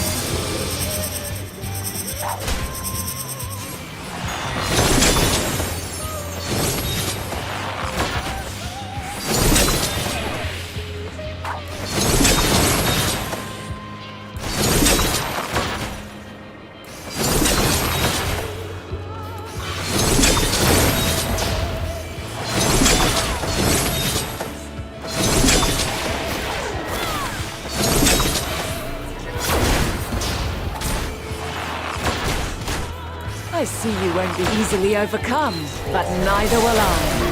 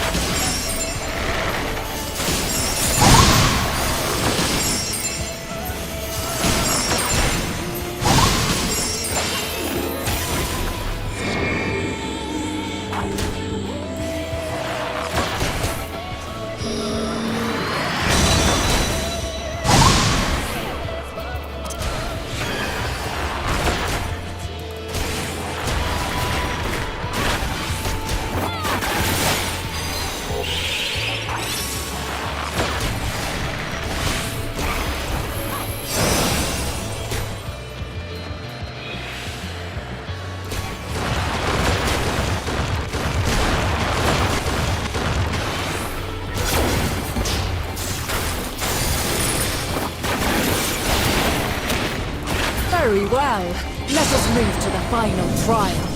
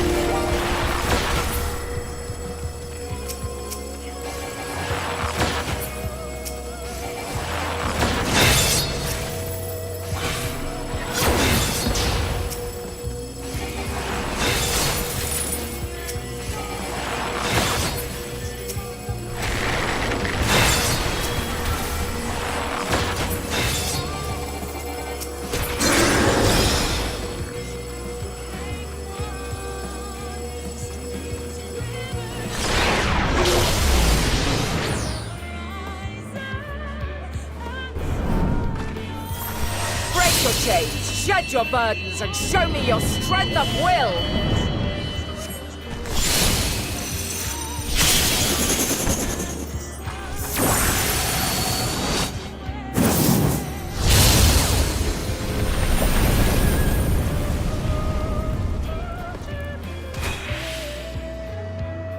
You still stand. The people of your time are more resilient than I had dared hope. I have seen enough.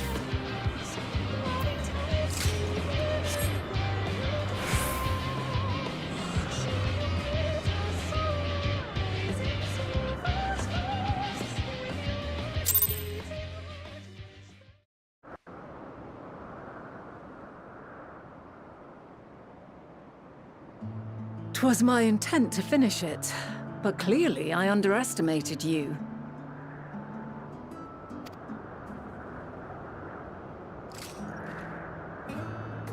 One would think I never learn. I made the same mistake with Azem when we first sparred. Despite being less than half my age, her strength was astounding. As is yours. 'Tis plain you have weathered considerable hardship. Far more even than your tales would suggest. It seems we have both learned much on our journeys.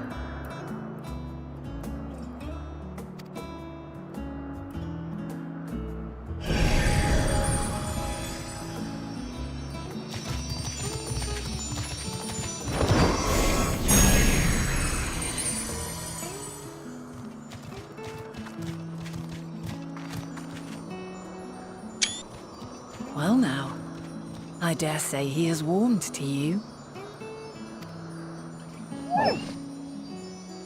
A boon to be sure. He never forgets his favorites, and is ever eager to come to their aid.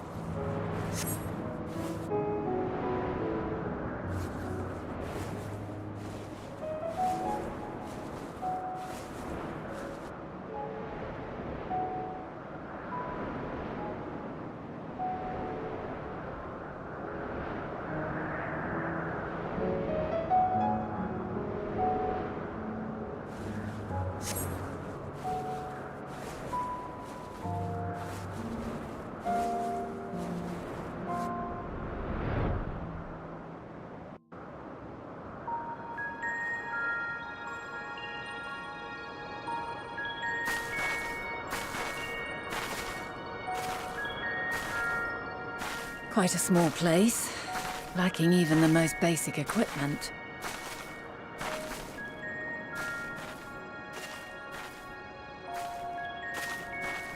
The present may yield no clues, but we may yet try perusing the past.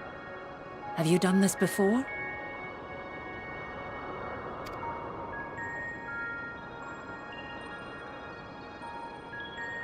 So you cannot control the power freely. Worry not.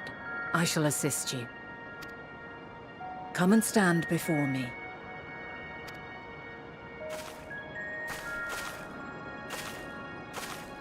There are two ways to see the past. The first entails peering through the walls of the soul in the moment a subject is recalling a memory. The second requires no subject, and is instead a process of piecing together an event from ripples left in the ambient ether. As memories are etched upon the ether of the soul, so too are they etched upon the ether of the world. In this way can history be preserved. Such memories are given to fading, however, and can prove challenging to visit. But come, let us try. Close your eyes.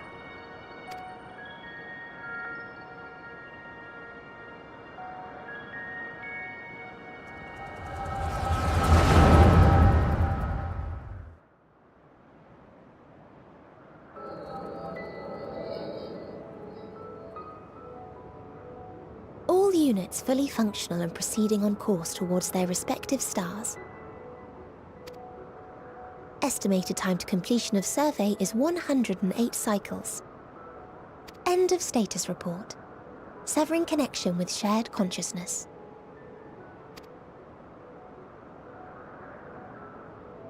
Did you hear that, Hermes? All is well.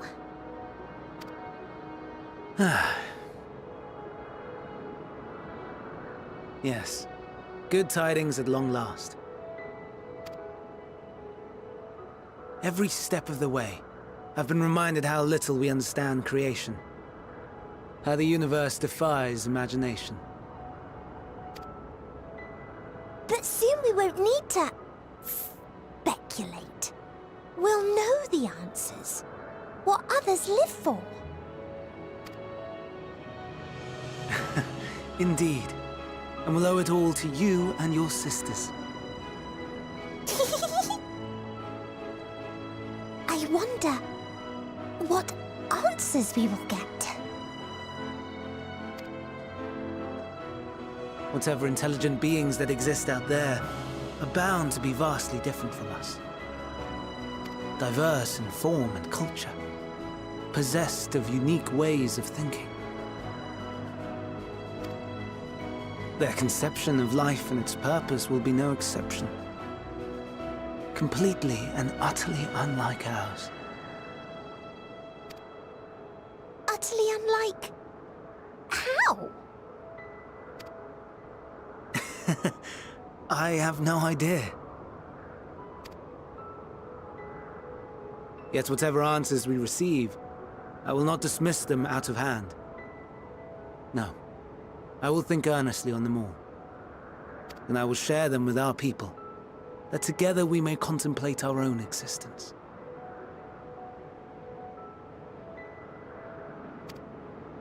Perhaps then our star will become a better place.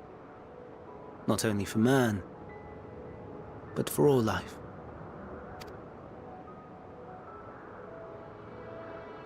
Meteon, though I gave you wings to soar the heavens, I did not teach you how to walk the earth.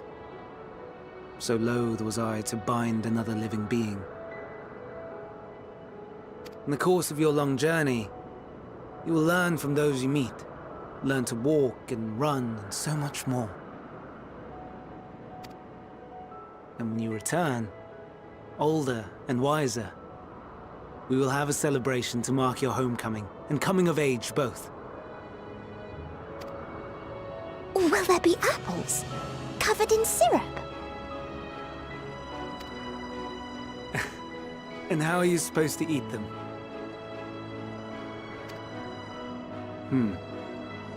Rather than food, perhaps...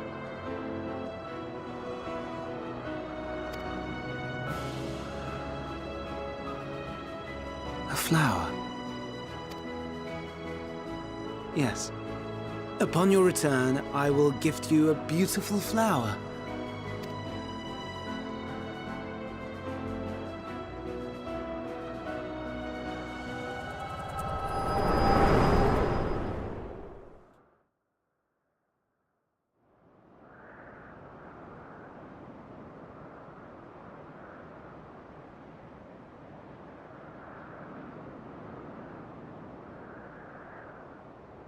So, what is your opinion?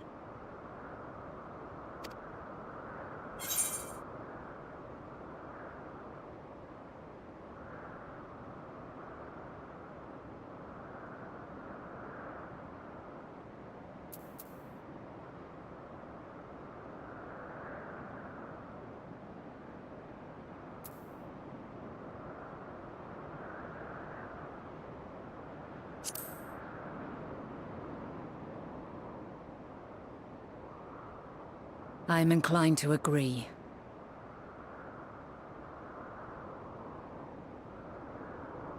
As we had suspected, the two are somehow involved. Yet 'tis difficult to believe that they would deliberately seek to end all life.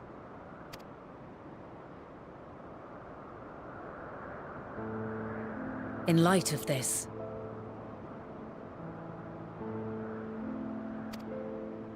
I propose that we reveal your tale to Hermes himself.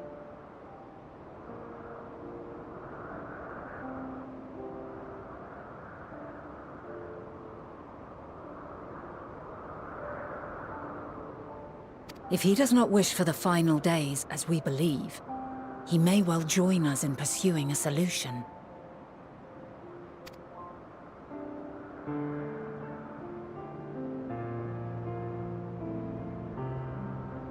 Then it is settled. Let us seek out our friend with all swiftness.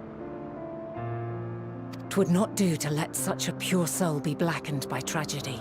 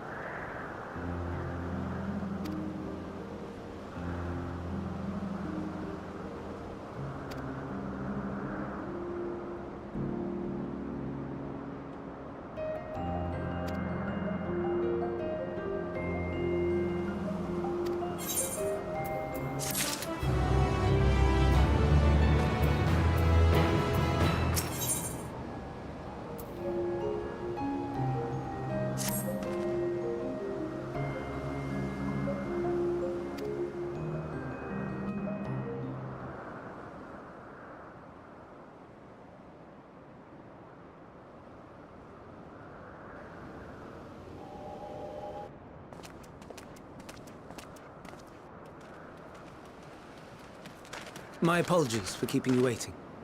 I understand there is a matter you wish to discuss.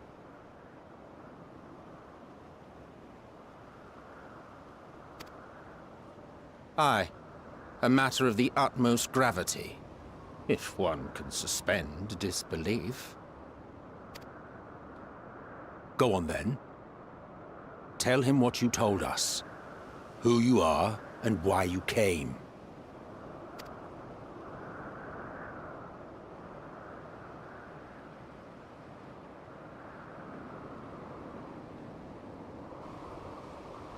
The final days.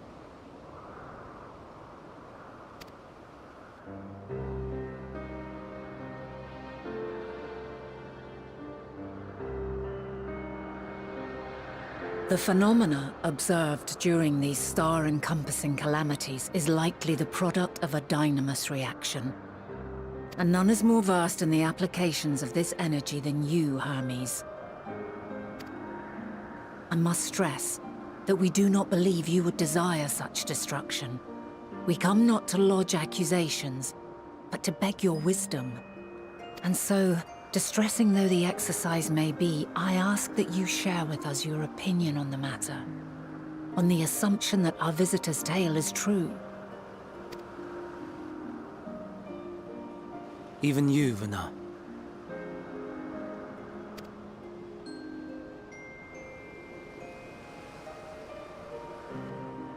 As you say, the phenomena observed in the two calamities may both be attributed to dynamis.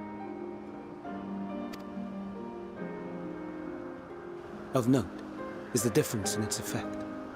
In the first final days, it warped creation magics. In the second, it warped the people themselves.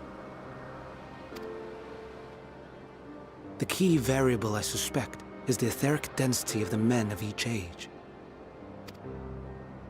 As you know, ether, in essence, negates dynamis. Harboring high concentrations of ether, we ancients cannot readily manipulate dynamis, nor be manipulated by it. Therefore, rather than ourselves, the calamity affected our magics.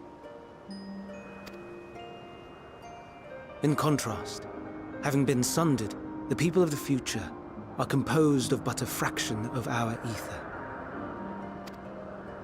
Thus are they susceptible to the influence of dynamis and its transformative potential. But that would explain only the mechanism, not the cause. Though perhaps...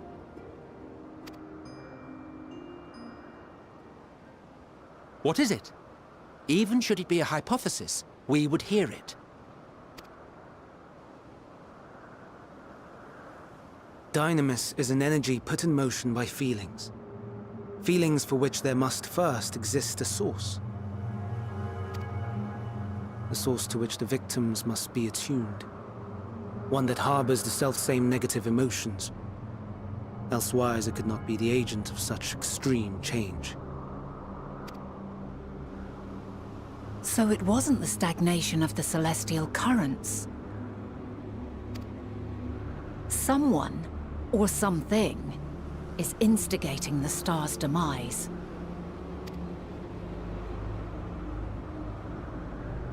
So, we've a villain on our hands after all. Any idea who or what it could be?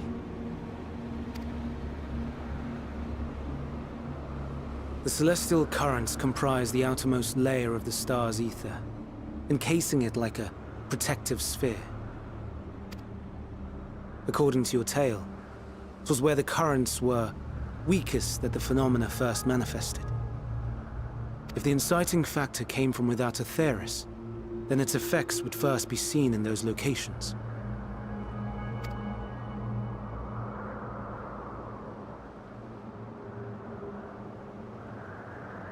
Greetings. Can you hear me?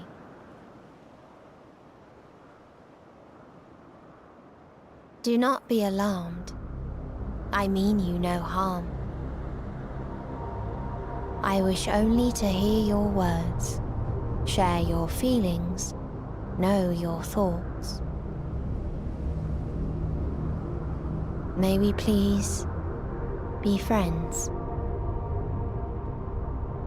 Meteon. What is it? Executing scheduled task, suspending individual self and connecting to shared consciousness. Connection established. Commencing status report.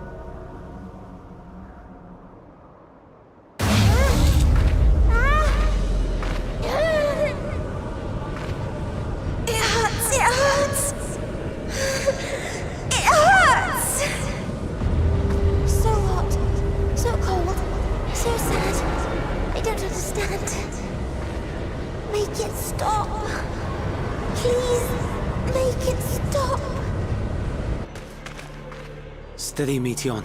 Steady. So scared. So lonely. The pain. It's too much. Why? Why do we... They hurt. Hate. This is wrong. All wrong. She's gone? But how?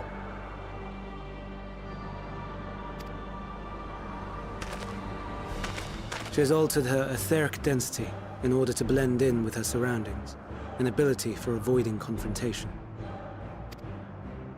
Most effective. Frustratingly so. I can't see her either. Not even a trace. Stay away. Please. This is wrong. My mistake. So please. Are you all right?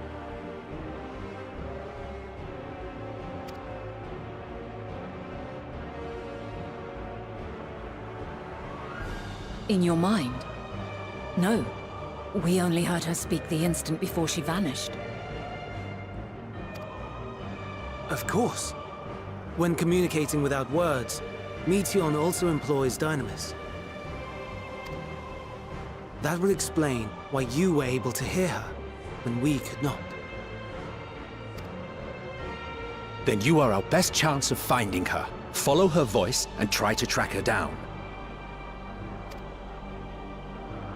Hindered though we may be, let us split up and search as well.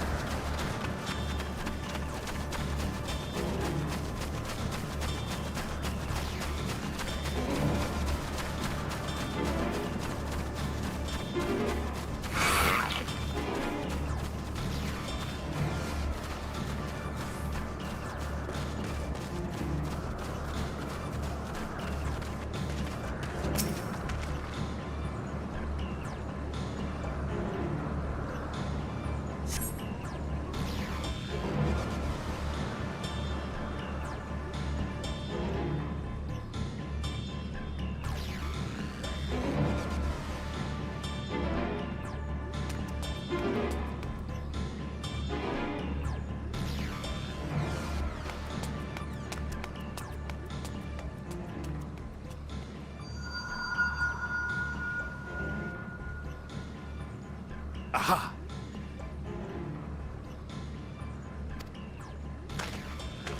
Give chase. We shall herd her into the shelter.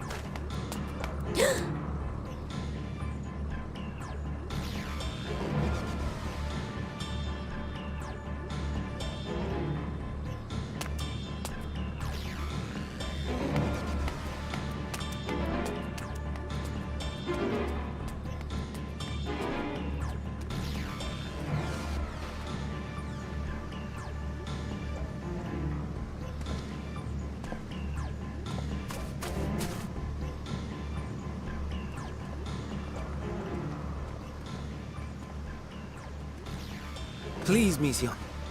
We must speak.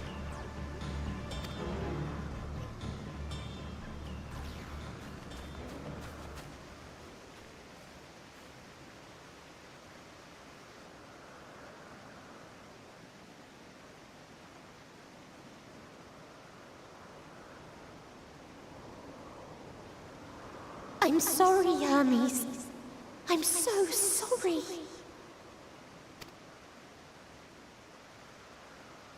If someone can hear these words, then please... Please protect them. Protect them all.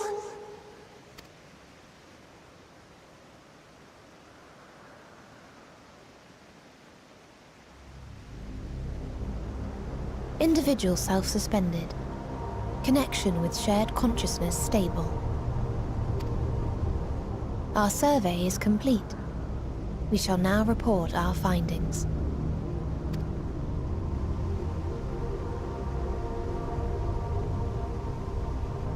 All units safely arrived at their respective destinations.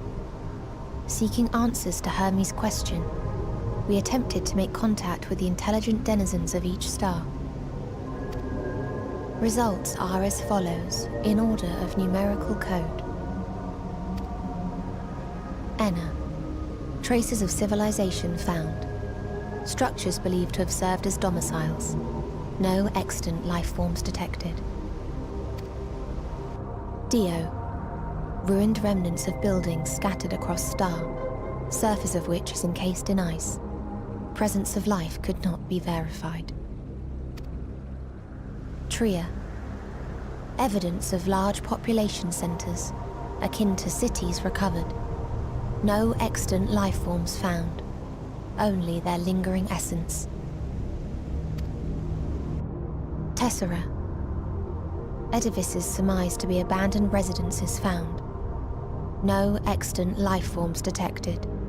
Deadly plague or extreme environmental degradation likely to have led to mass extinction. They are all...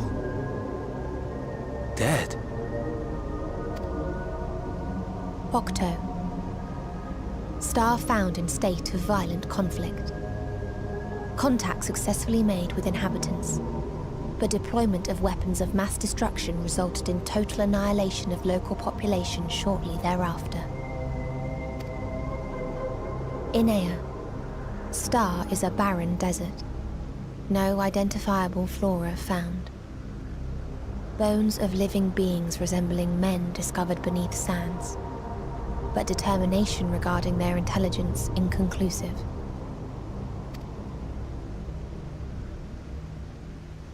Remind me, Hermes, what exactly was the question you entrusted to Meteion?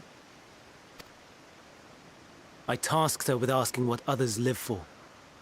What gives their lives meaning. Did you consider what may happen if the premise of the question is flawed? To be able to answer it, one must be living and desire to continue doing so. But if Meteion finds no living beings in the course of her journey, or none who desire to live, what then? What answers would she derive from their silence?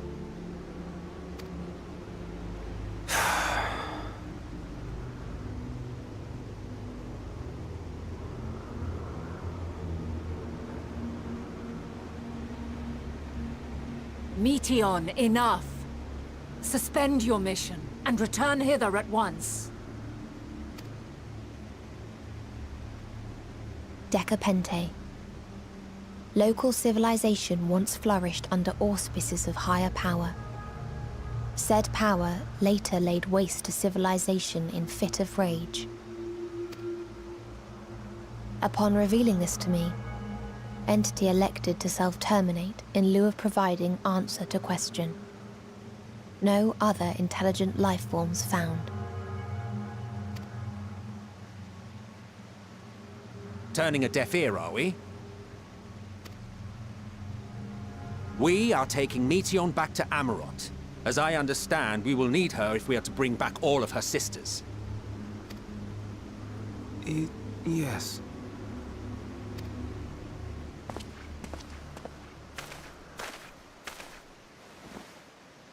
Meteion.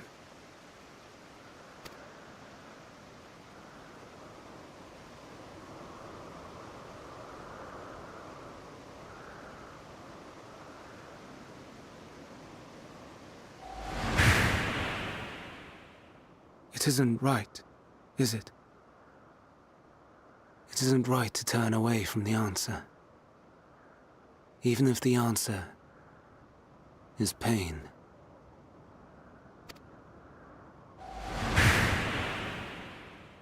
Even if we aberrations must scream ourselves hoarse to be heard.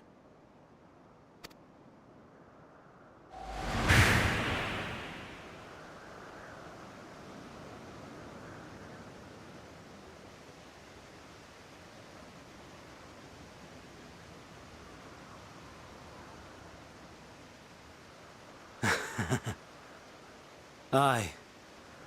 Whatever answers we find, I will not dismiss them out of hand. These words I said to you, and I will hold myself to them.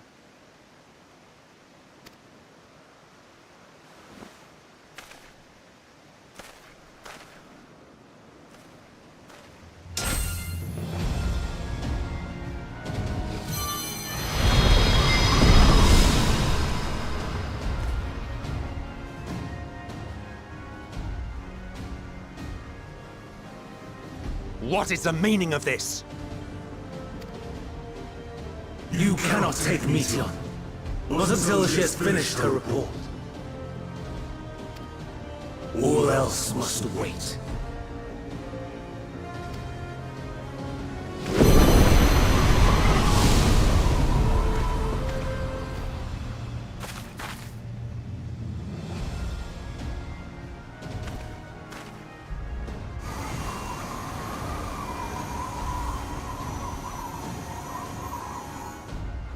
You fool!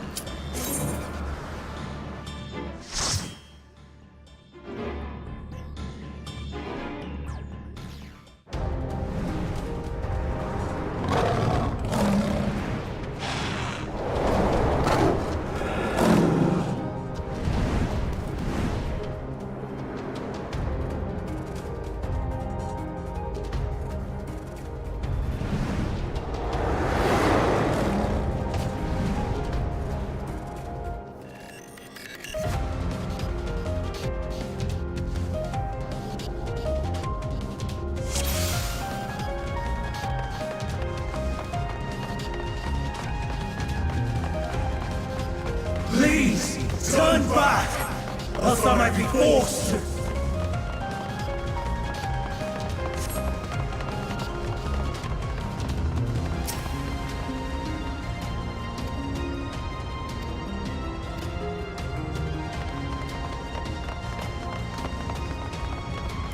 Be gone!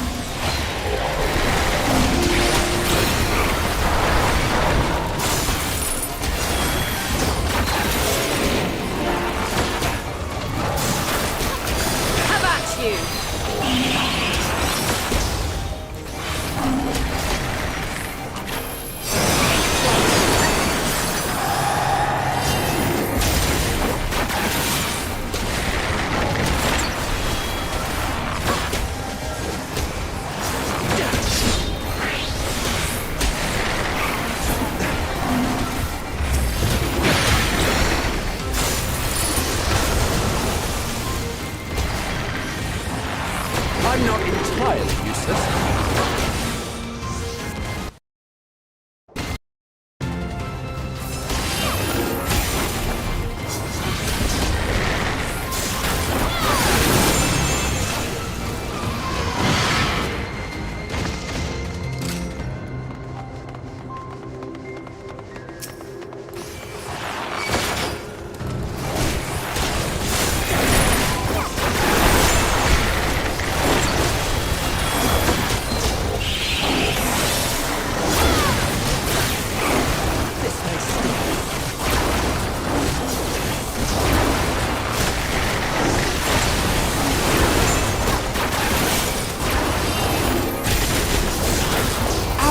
My way.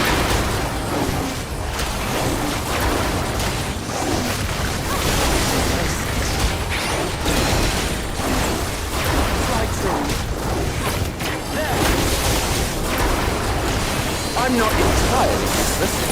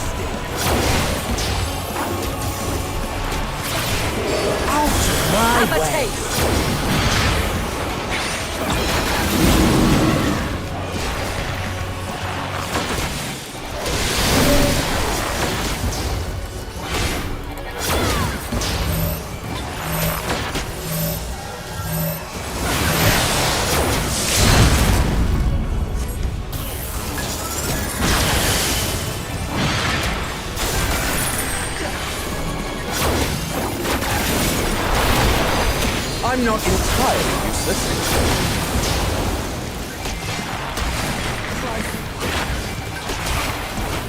I see you, ugly.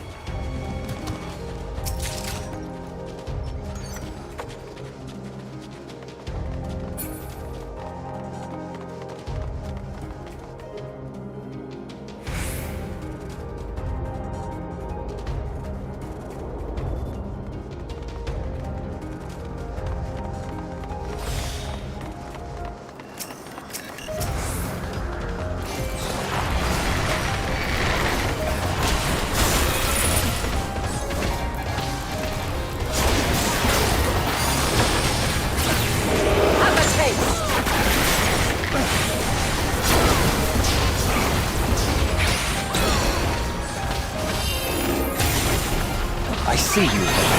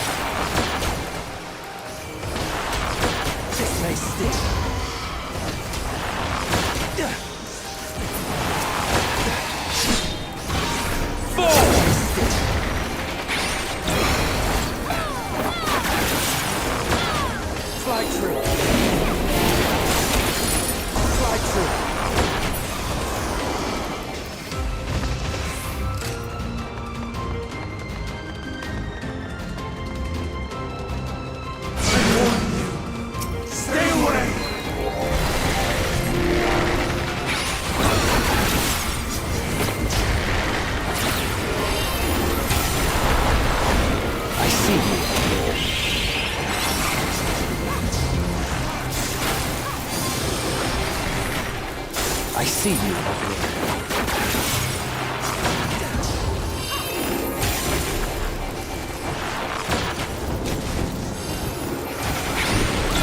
Out of my way! Useless.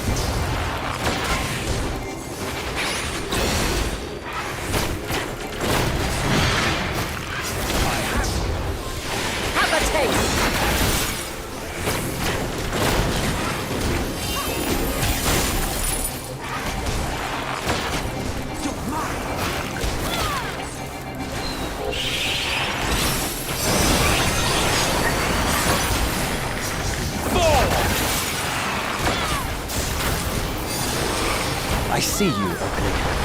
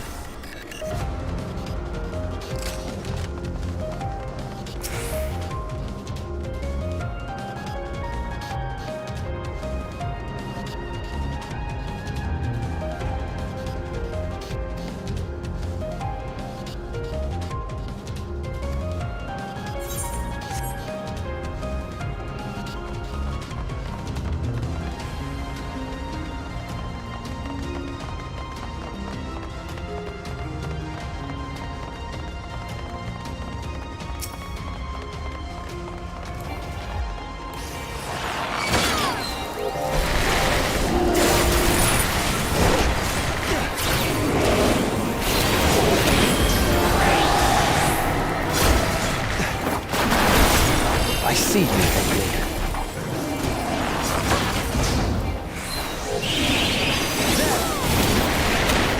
I see you opening.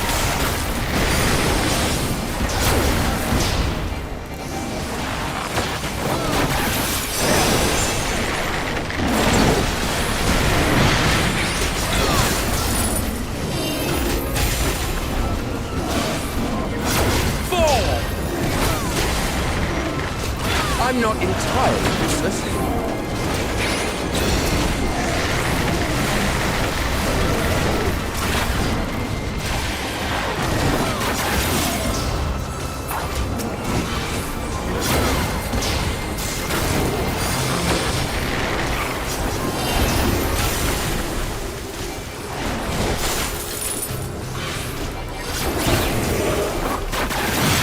I'm not entirely useless.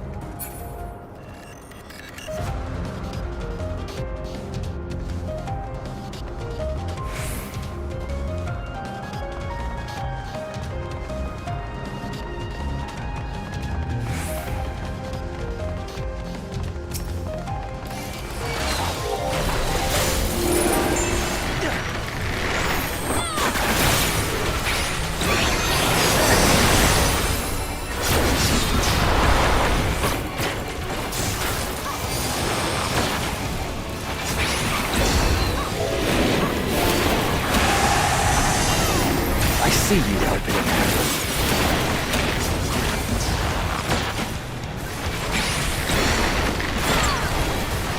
This may sting.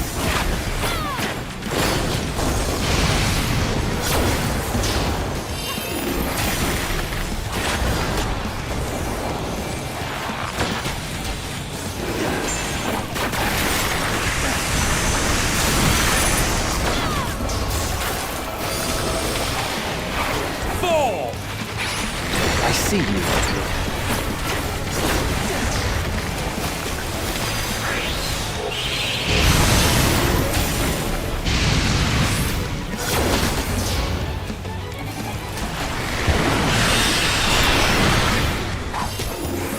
Stand firm.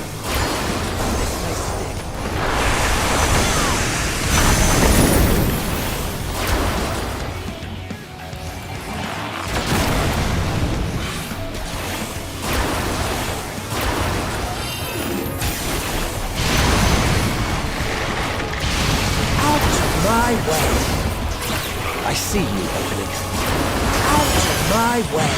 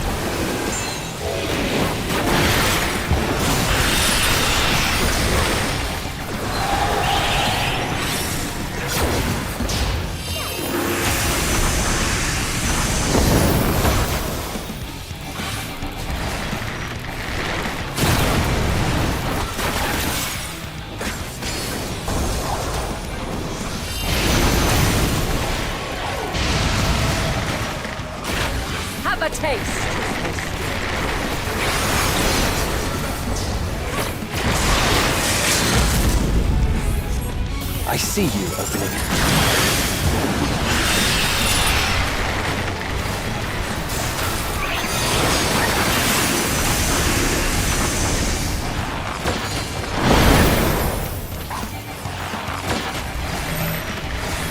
Out of my way!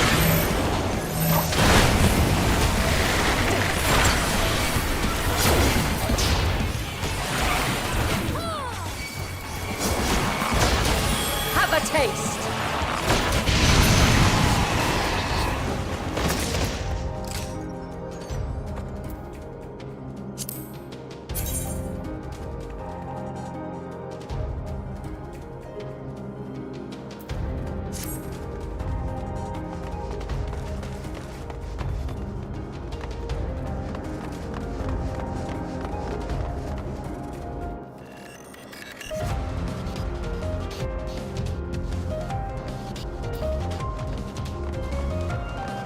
I cannot let you take Mission. Not yet.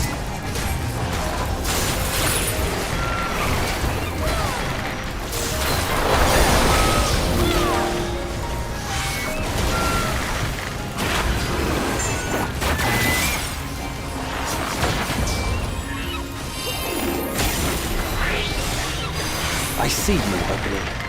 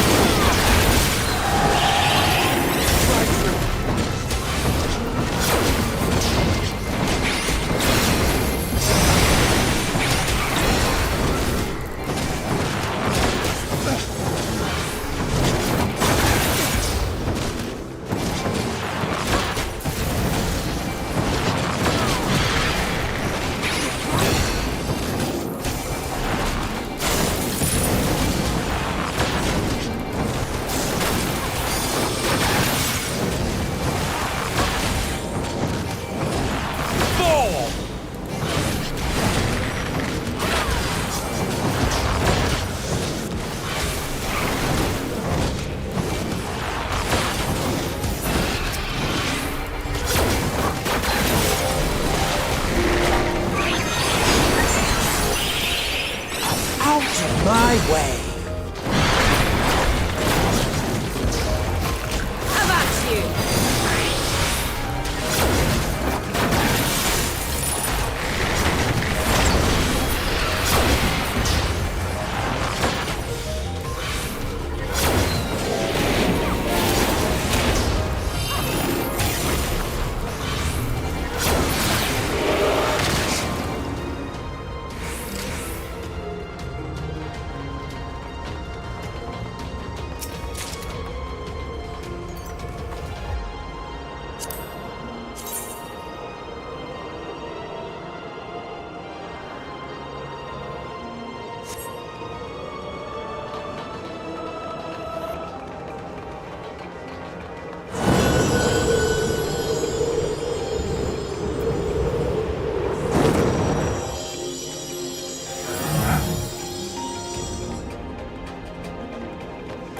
I must hear their answers before they're expunged from existence.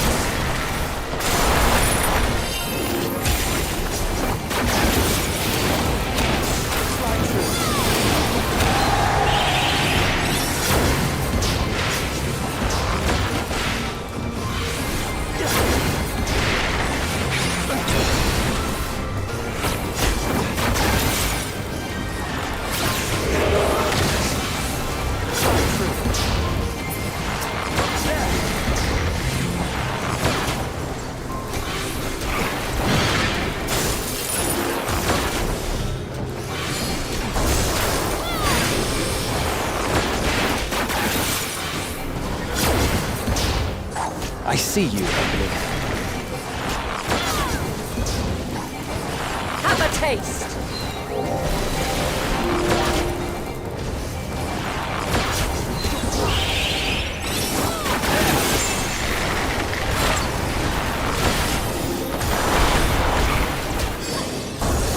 Out of my way!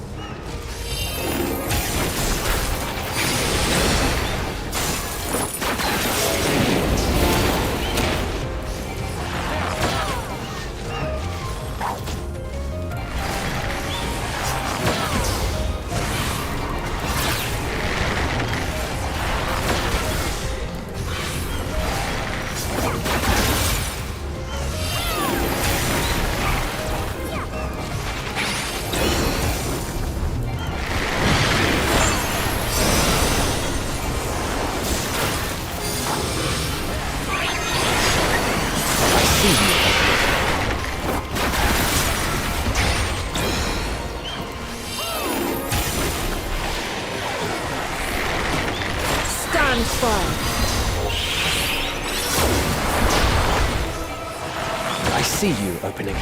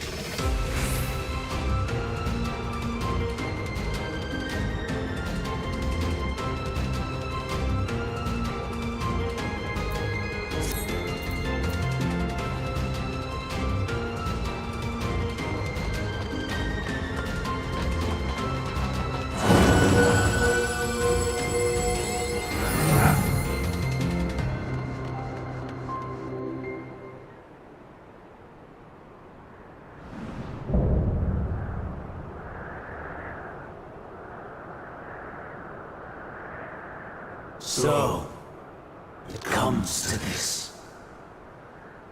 I've no wish to fight, but this time, I cannot yield.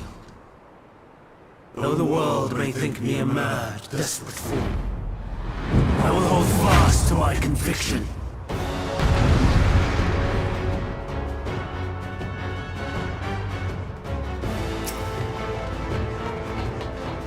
I will have the time and tranquility I require. Lust and pain, gather to me!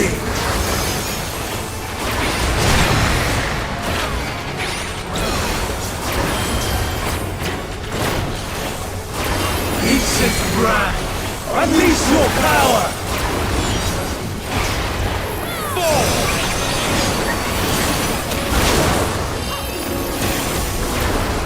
Dancing winds, here's my foe!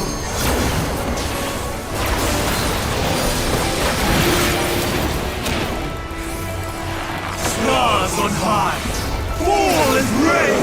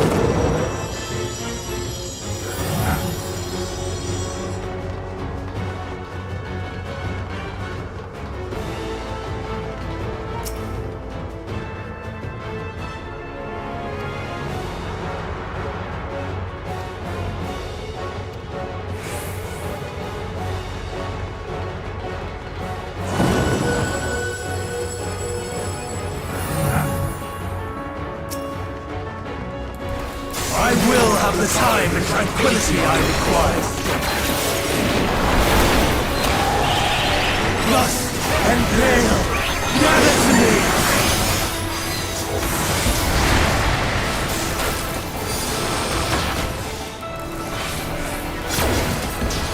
Ancient brand, unleash your power!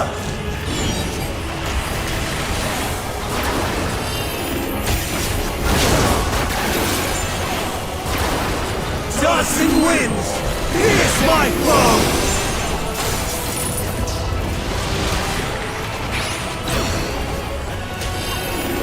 Stars on high, fall as rain!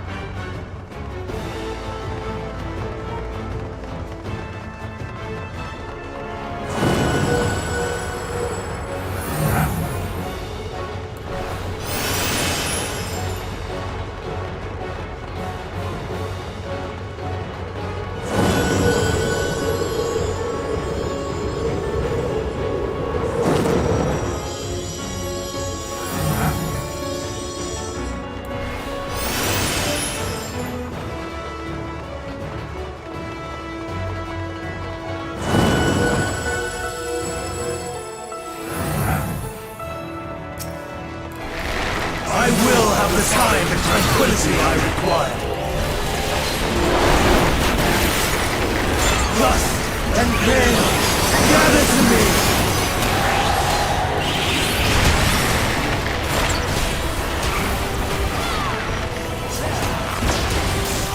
Ancient brand, unleash your power.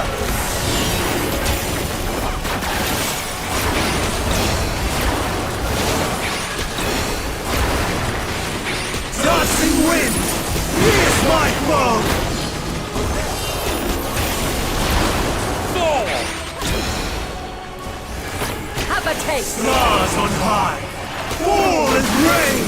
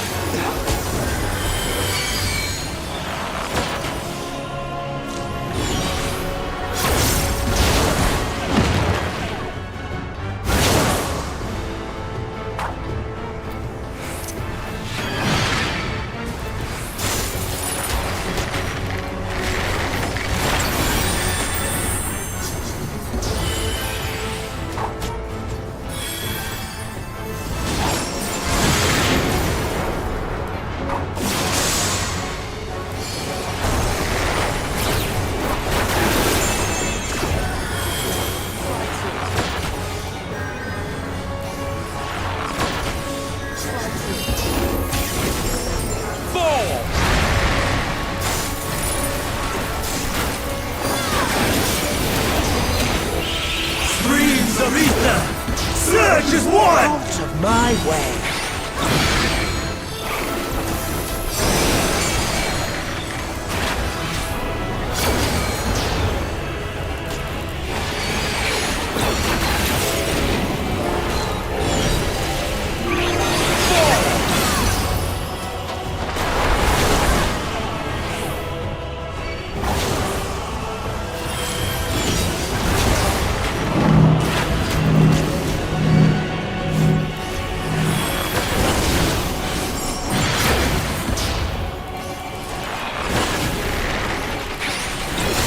Out of my way!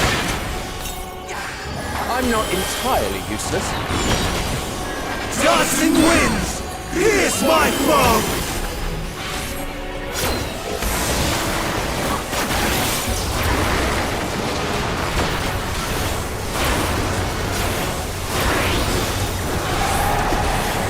I'm not entirely useless. Out of my way!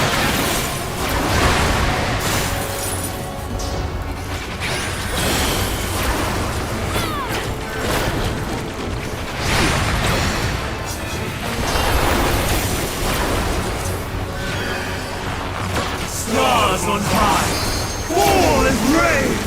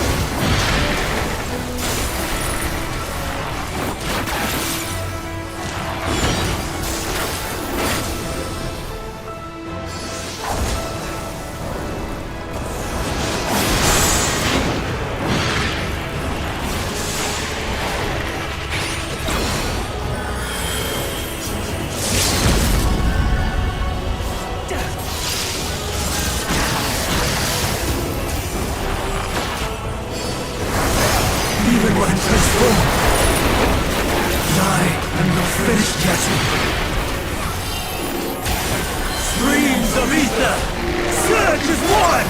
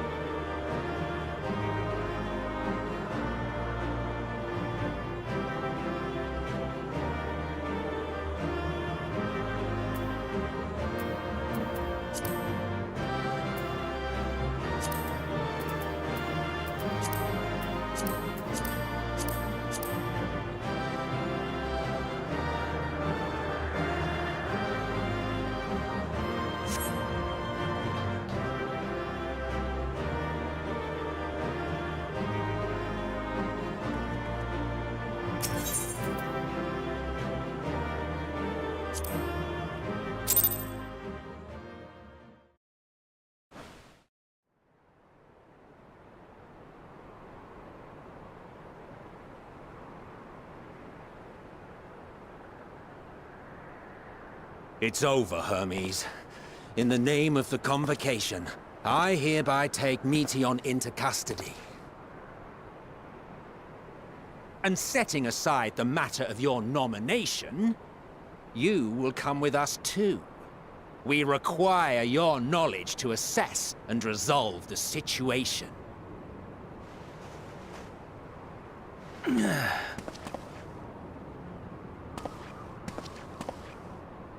Meteon, I am so sorry. Would that I could have listened to your report in full. Reflected upon its meaning and conveyed it to others. That they might reconsider their chosen course.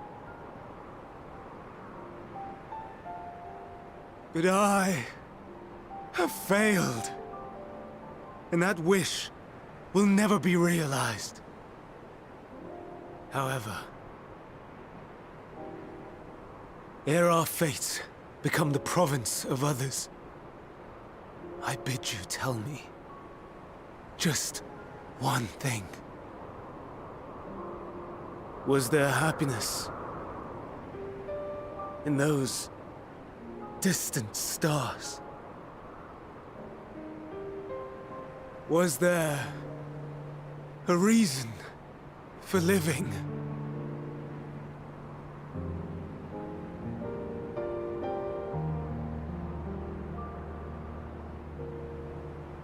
We conducted our search as per your instructions.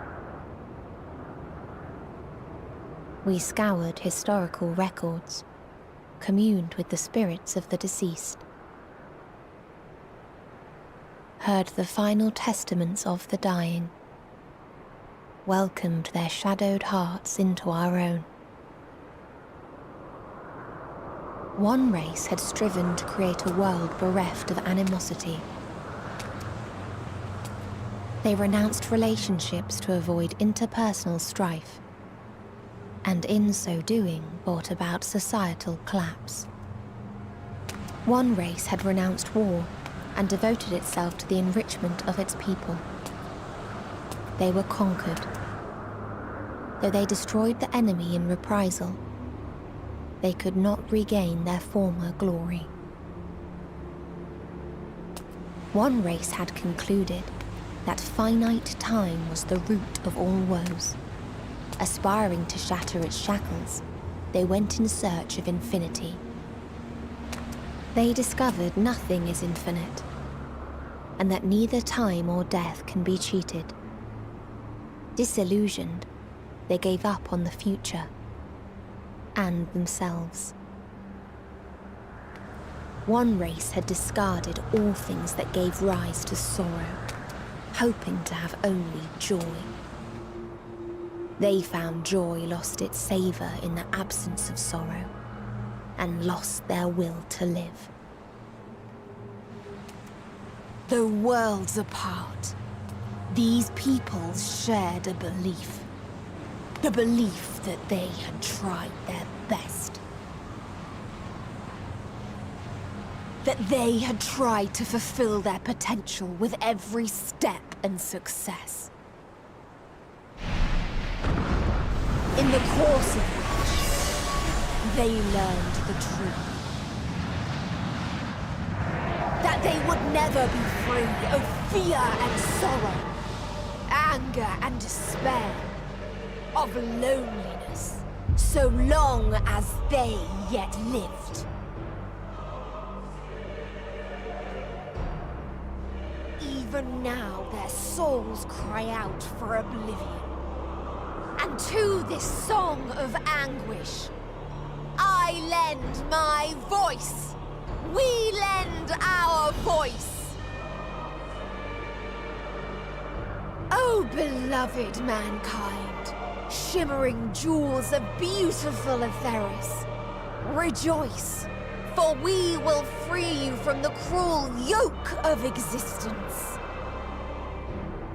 There is no need to struggle in vain, for in nihility awaits salvation.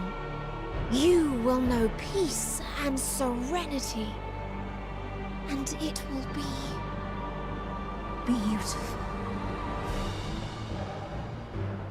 We will make our nest at the edge of the universe, and there in the dark of dead worlds hoard sorrow and suffering. There we will sing, our chorus ever louder and ever clearer, that our song may reach even this ether-shrouded star. Such is the answer we have found in the stars. Such is the gift we now offer to Atheris.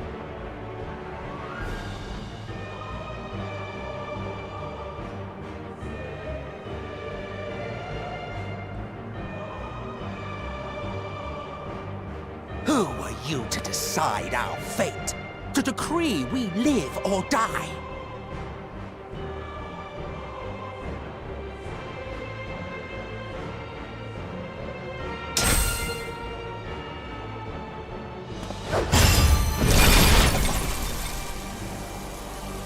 Have you lost your mind?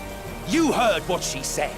She means to destroy us all, yet you'd still take her side? In the name of the star, we have discarded those creations that we deemed flawed.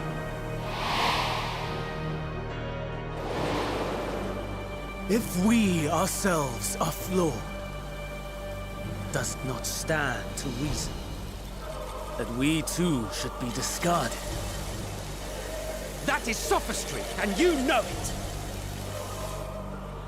Perhaps it is. Perhaps I am wrong. Who is to say that you are right?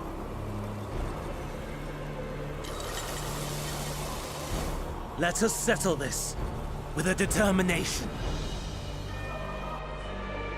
In my authority as Chief Overseer of Elpis, I will make a judgment on man's fitness to exist. If he can learn to value all life and retain his will to live, even should his end be justified, he will surely find a way to avert his demise. If not, he will perish in star.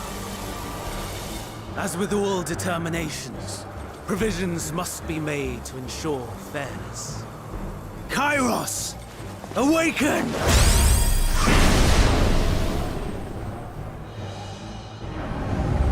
Memory reconfiguration system Kairos activated. Awaiting instruction. Command. Universal memory alteration. Target area. Katisis Hyperborea. Starting point. Arrival of Emmet Selk, of the Convocation at Propylion. Endpoint. The present. Erase the memories of all events, and replace with a vague recollection of the following. I was here, preparing to demonstrate the functionality of Kairos to Emmet Selk and Hithodeus. Meteon's shared consciousness became unstable. She and her sisters could not sustain their existence, and all dissipated with a burst.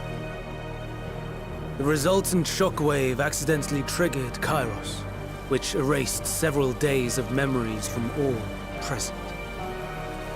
Execute. Command acknowledged. Initializing. 3 processes remaining to execution. Bravo. I dare say one would be hard-pressed to make it fairer. Everything that you told us, everything that has happened, the fact we've even met, it will all be gone.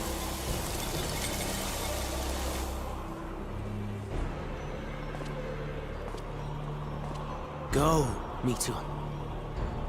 To the edge of the universe, where none can reach you. Hermes, won't you come with me? If you were to shed your flesh, I should be able to carry you.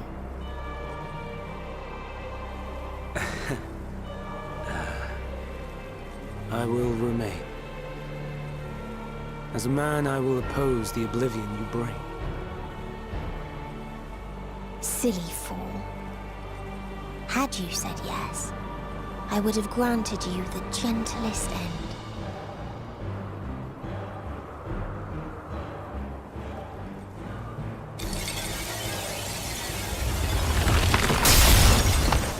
This ends here!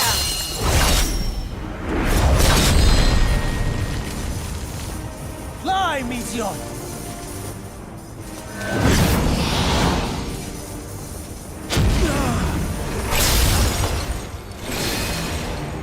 That is far enough, Hermes!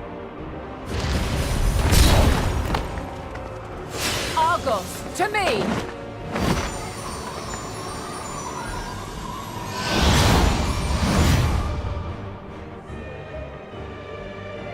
First process complete. 2 remaining to execution of memory reconfiguration. As if we needed more pressure. No matter what, you cannot forget what happened today. For it is the key to saving your future. Your world.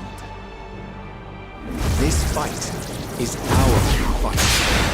What comes after, our problem to contend with. Not yours. No. Your own struggle awaits. And no one else can take your place. You must flee this place with your memories intact. And I will see that you do. Now then, where is it? There you are, my little confluence.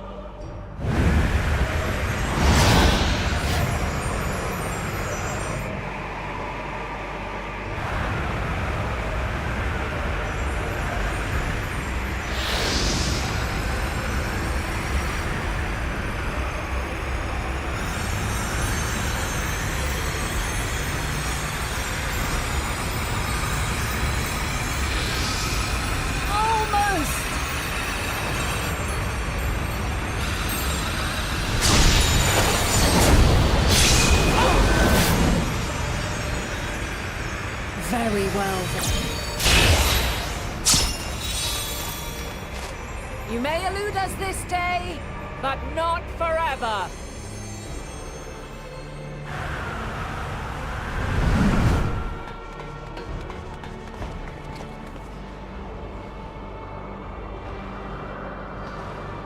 Meteon's gotten away. Second process complete. 1 remaining to execution. No time for brooding. Listen well. Beyond lies a spatial confluence that connects the interior sections of this building. I will destroy the confluence and force open a way outside. When I do, you must jump through.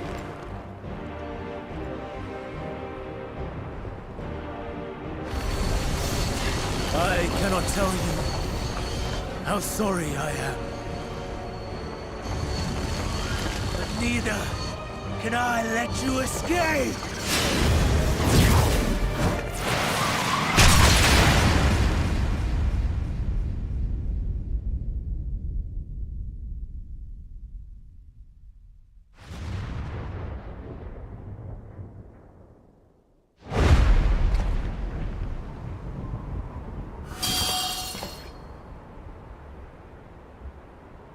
Too brave by half.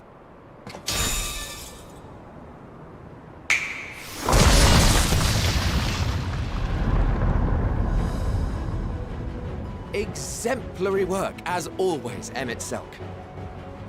What? But how? I thought the confluence was... over... Over there? Yes. We were rather hoping you would. It was never anywhere but where it is now. The instant those two began making their way towards nothing, 'twas clear the plan was a diversion. I'm quite incapable of destroying a confluence, I must confess. A gambit brazen beyond words. Though we've grown accustomed to reckless improvision due to the antics of an incorrigible associate. Though, in the case of certain present company, incorrigible is an understatement. Honestly, I'm beginning to suspect it's a requirement for every Azen.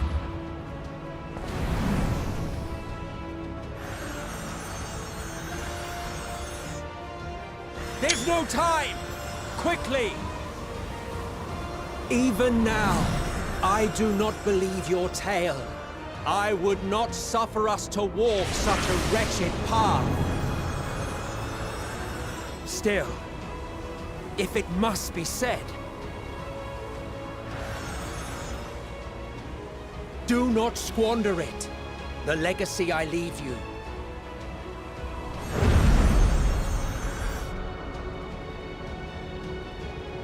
Final process complete. Executing universal memory alteration.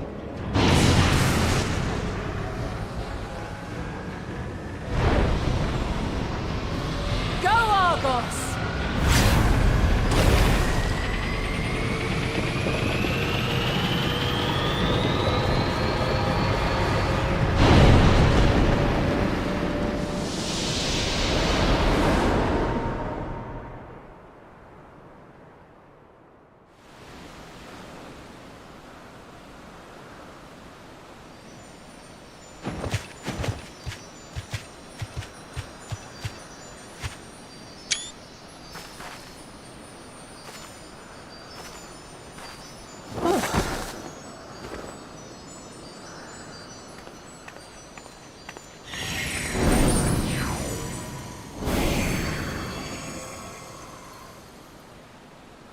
I'm fine. Just a little tired.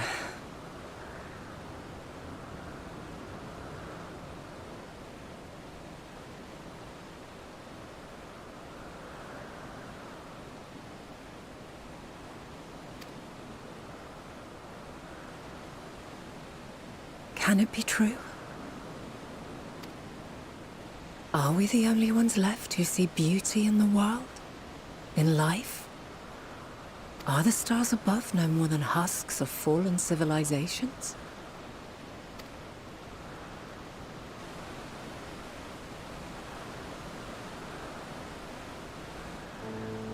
And yet, I feel her. Though she is unimaginably distant, I feel Meteion's presence, and the place where to we must go. Ere she made good her escape, I placed an enchantment upon her, one which allows us to follow her trail. She has already left the outermost bounds of Aetheris, and continues on her way. Given the vastness of the universe, it will still be no easy feat to track her down. But thanks to Emet-Selch and Hythlodaeus, all is not lost. We remember. So long as we remember, our fates remain ours to shape.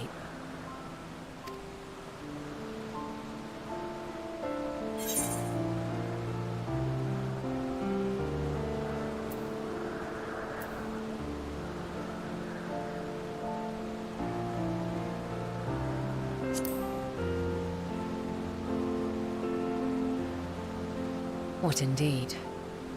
Let us begin by ascertaining the situation at Catesis Hyperborea, where the others should still be.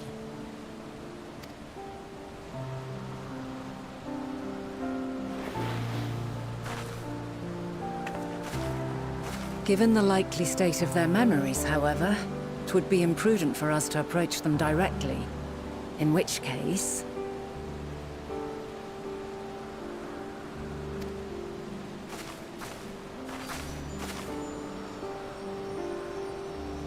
I am sorry, my friend.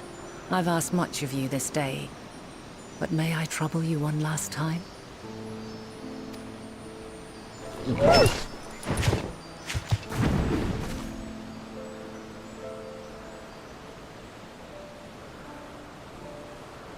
Argos will investigate in our stead. We will share in his consciousness and see and hear as if we were with him. Now, close your eyes and open your mind.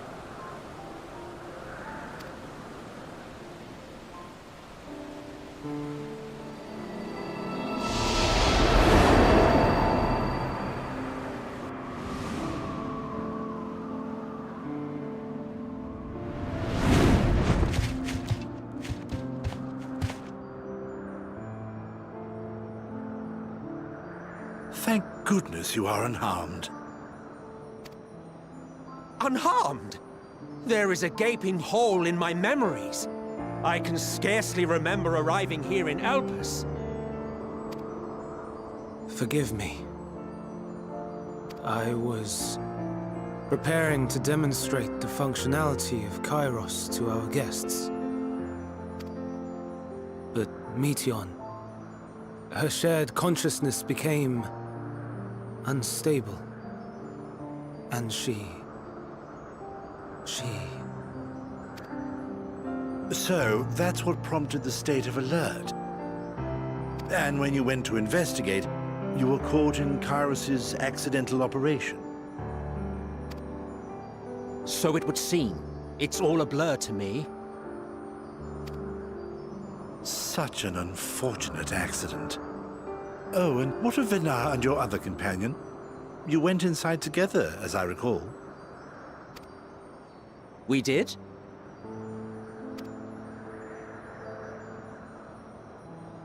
If Venar was with us, I have no recollection of it. But that there is her familiar, is it not? The fellow seems happy enough, so I think it's safe to assume his mistress is well.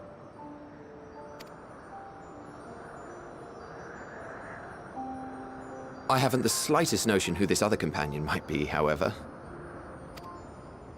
Ah, well, that individual struck me as a bit different, for want of a better word. Perhaps it wasn't actually a person, but some manner of creation. Curious. I must ask Venar about it when next we meet. Yes, yes, you do that. Now, if we may tend to Hermes, whatever this Meteion did, it seems he bore the brunt of it.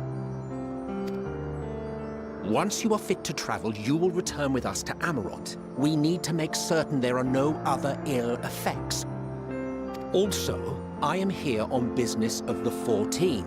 We've already had the conversation, like as not, but since your toy wiped my memory, we'll have to have it again. Yes, of course. As you see fit. This Kairos, it manipulates memories through the emission of etheric waves, correct? There is a theory which holds that memories scoured by blasts of ether are restored when the soul is cleansed in the underworld. If true, then perhaps when our time comes to return to the star, we shall remember these few days we have lost. I doubt aught of interest occurred. Look forward to the revelation if you like, but I should prefer to reminisce on more meaningful moments.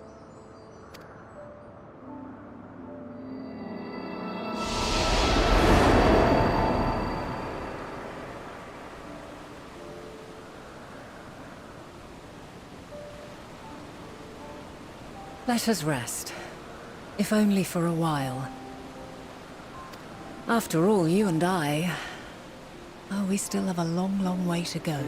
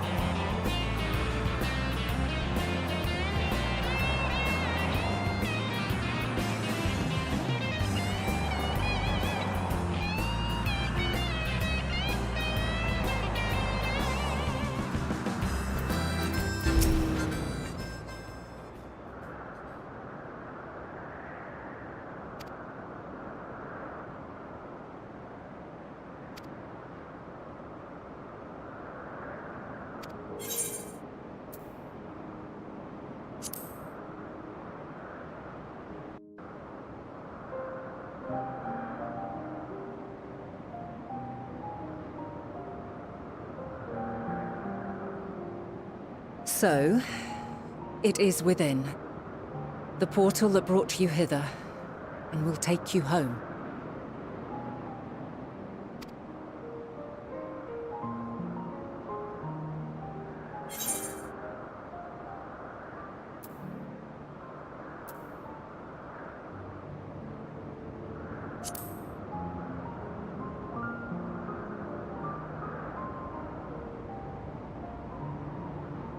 May you and yours emerge triumphant.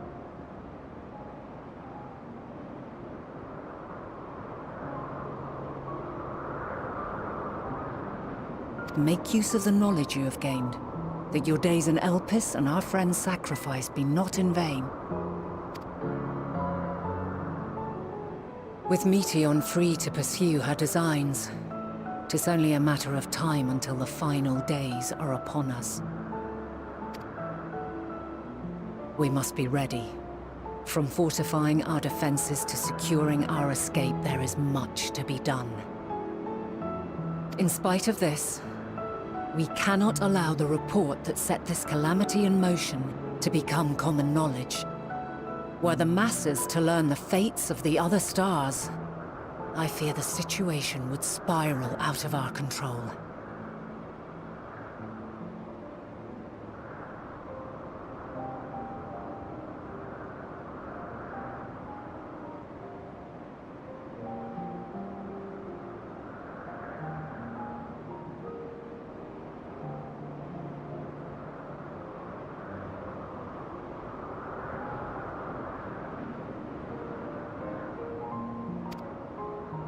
I must carefully consider who can be trusted, and bring them into the fold.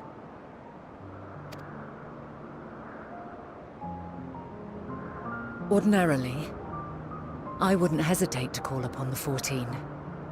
However, it was the desire for a fair determination that drove Hermes to attempt to erase our memories. Were he made aware of his actions, there is no telling whether he would remain a friend or become a foe. Alternately, we might try to alienate him from the convocation. Yet in doing so, we would deprive ourselves of a brilliant mind who would be invaluable in the crises to come. Quite the dilemma. Which is why I must work independently of the convocation. Regardless of how we proceed, if we are to permanently avert the final days, we must be equal to Hermes' challenge. We must prove that mankind is worthy to exist. And this hinges, I think, on how we confront the all-consuming despair that accompanies a senseless and seemingly inevitable end. Bewildered and divided, we would perish like the peoples of those celestial ruins. We could not hope to survive the final days, much less take the battle to Meteion at her nest. We must find a way to defeat despair, to unite and prepare as many as possible for the struggle ahead.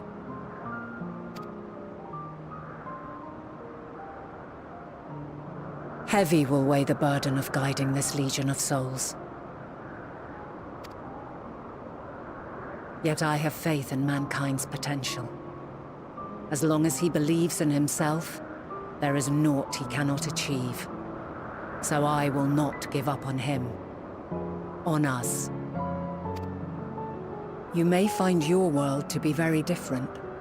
Or perhaps the erasure of our friend's memories has sown the seeds of a conjunction between us. We cannot know until the moment is at hand. So shall I strive to do my best, taking naught for granted as I walk my path.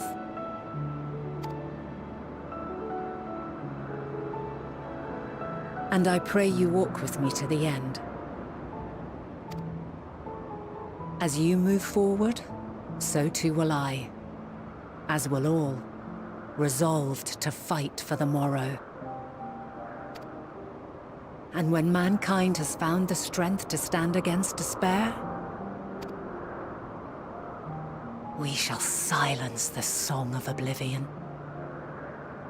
She who sings it will learn our journey is far from over. This I promise.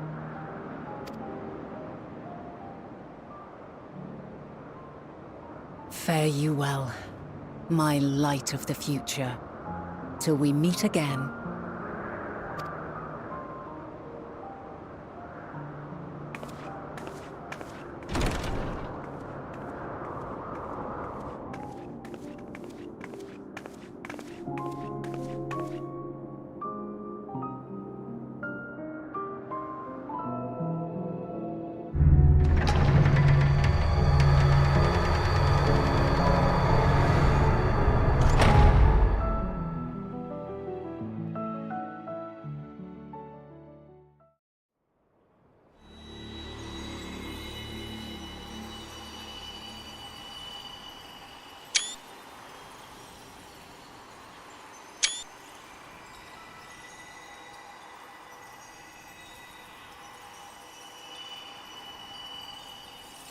From this day forth, I shall strive to bring honor to the seat of Vandania.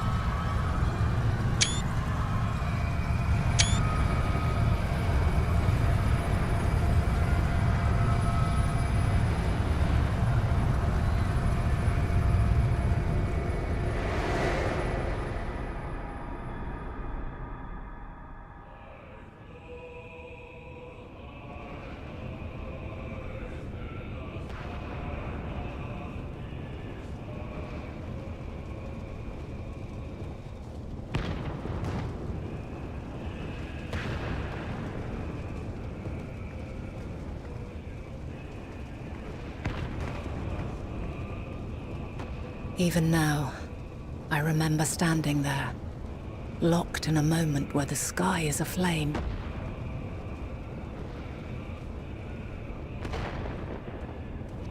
Where stars fall as tears, and screams darken the seas. Where resignation rots the trees.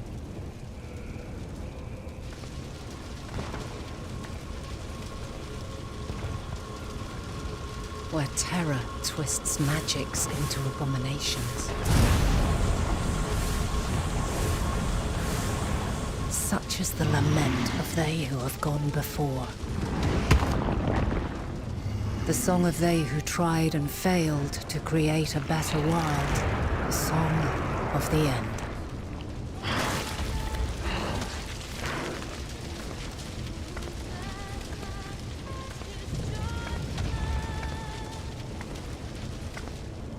That which hides at the edge of the universe is no longer hope's creation.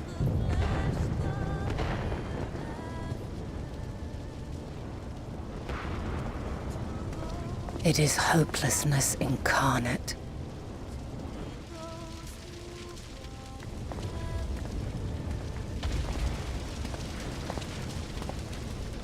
That day, mankind saw half of its number sacrificed to bring forth Zodiark.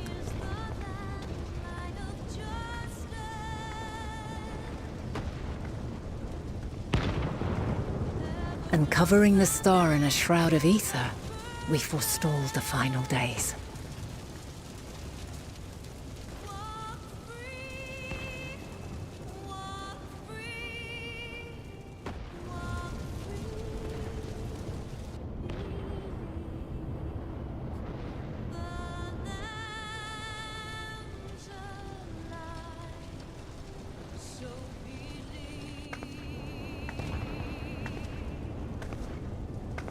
Yet the cries echoed still. We wept for innocence lost, wailed for death inevitable.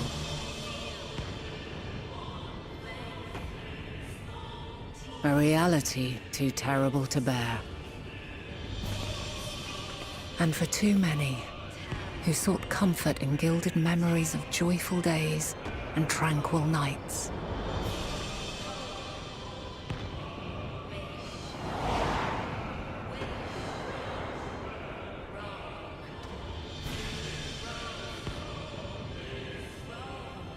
This is all wrong!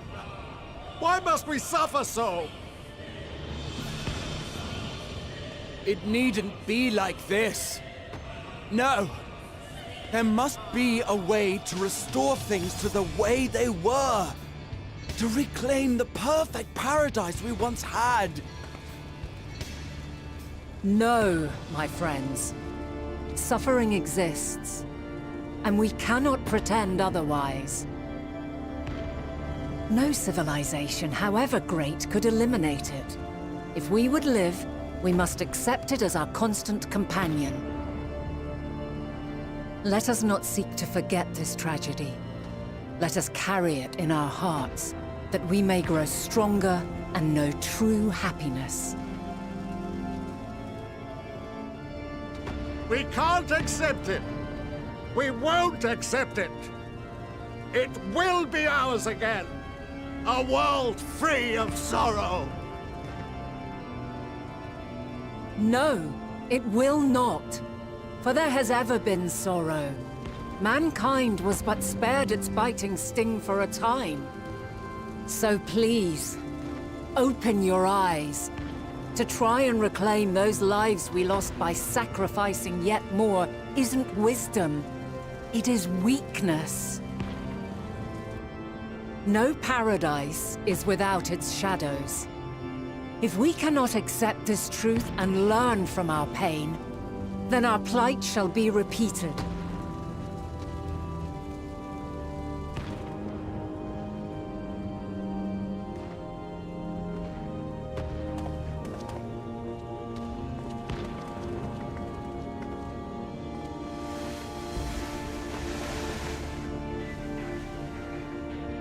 O mighty Zodiac! God, born of our boundless faith, we bid you, hear our prayer. Accept this offering of lives, and deliver unto us the lives we once had. Deliver unto us the days of old, the days when the star was a font of love, and we knew naught but bliss.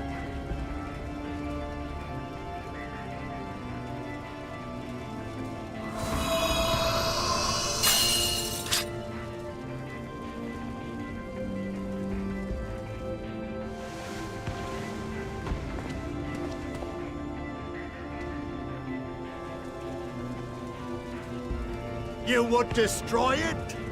Our beautiful world?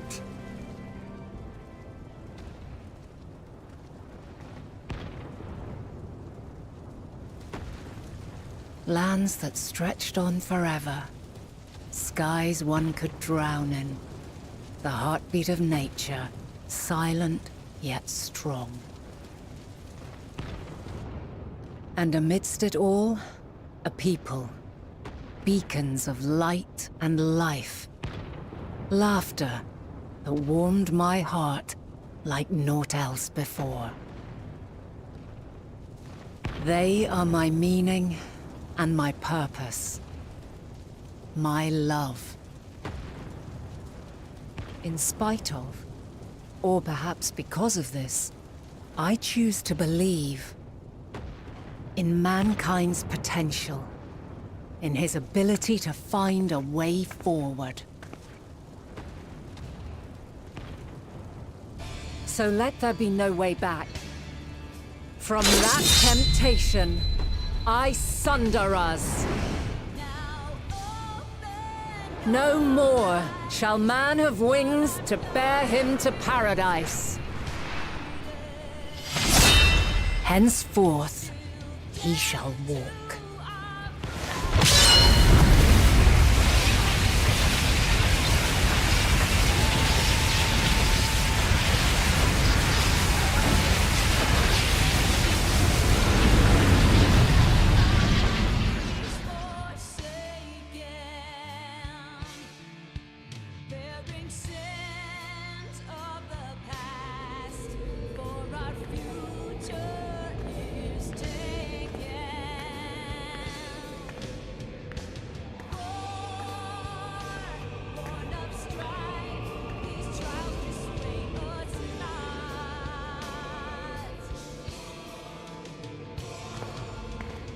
All is excruciating pain.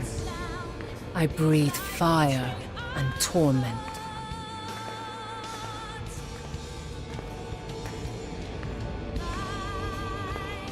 I birth a world of suffering to mire and plague.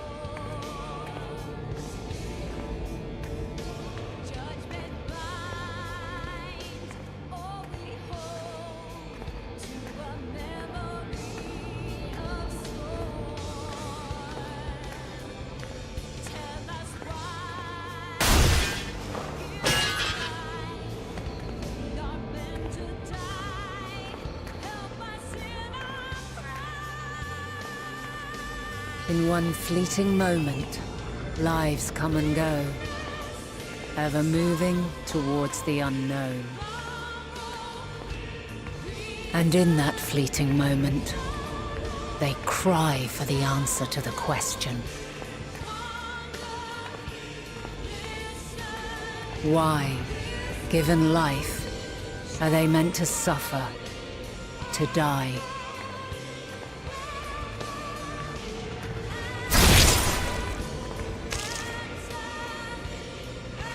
As fragmented, imperfect beings, yours is a never-ending quest.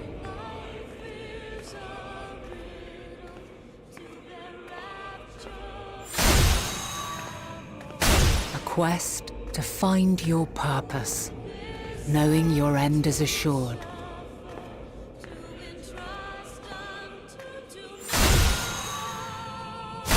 To find the strength to continue when all strength has left you. To find joy, even as darkness descends. And amidst deepest despair, light everlasting.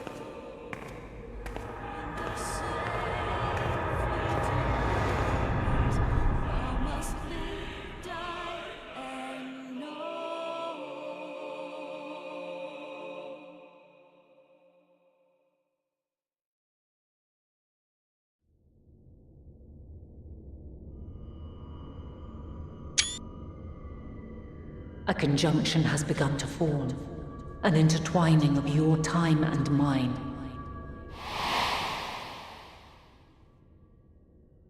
When you truly understand what is at stake, and your journey has prepared you to surmount the insurmountable, then shall I honor the promise made in another time, another age.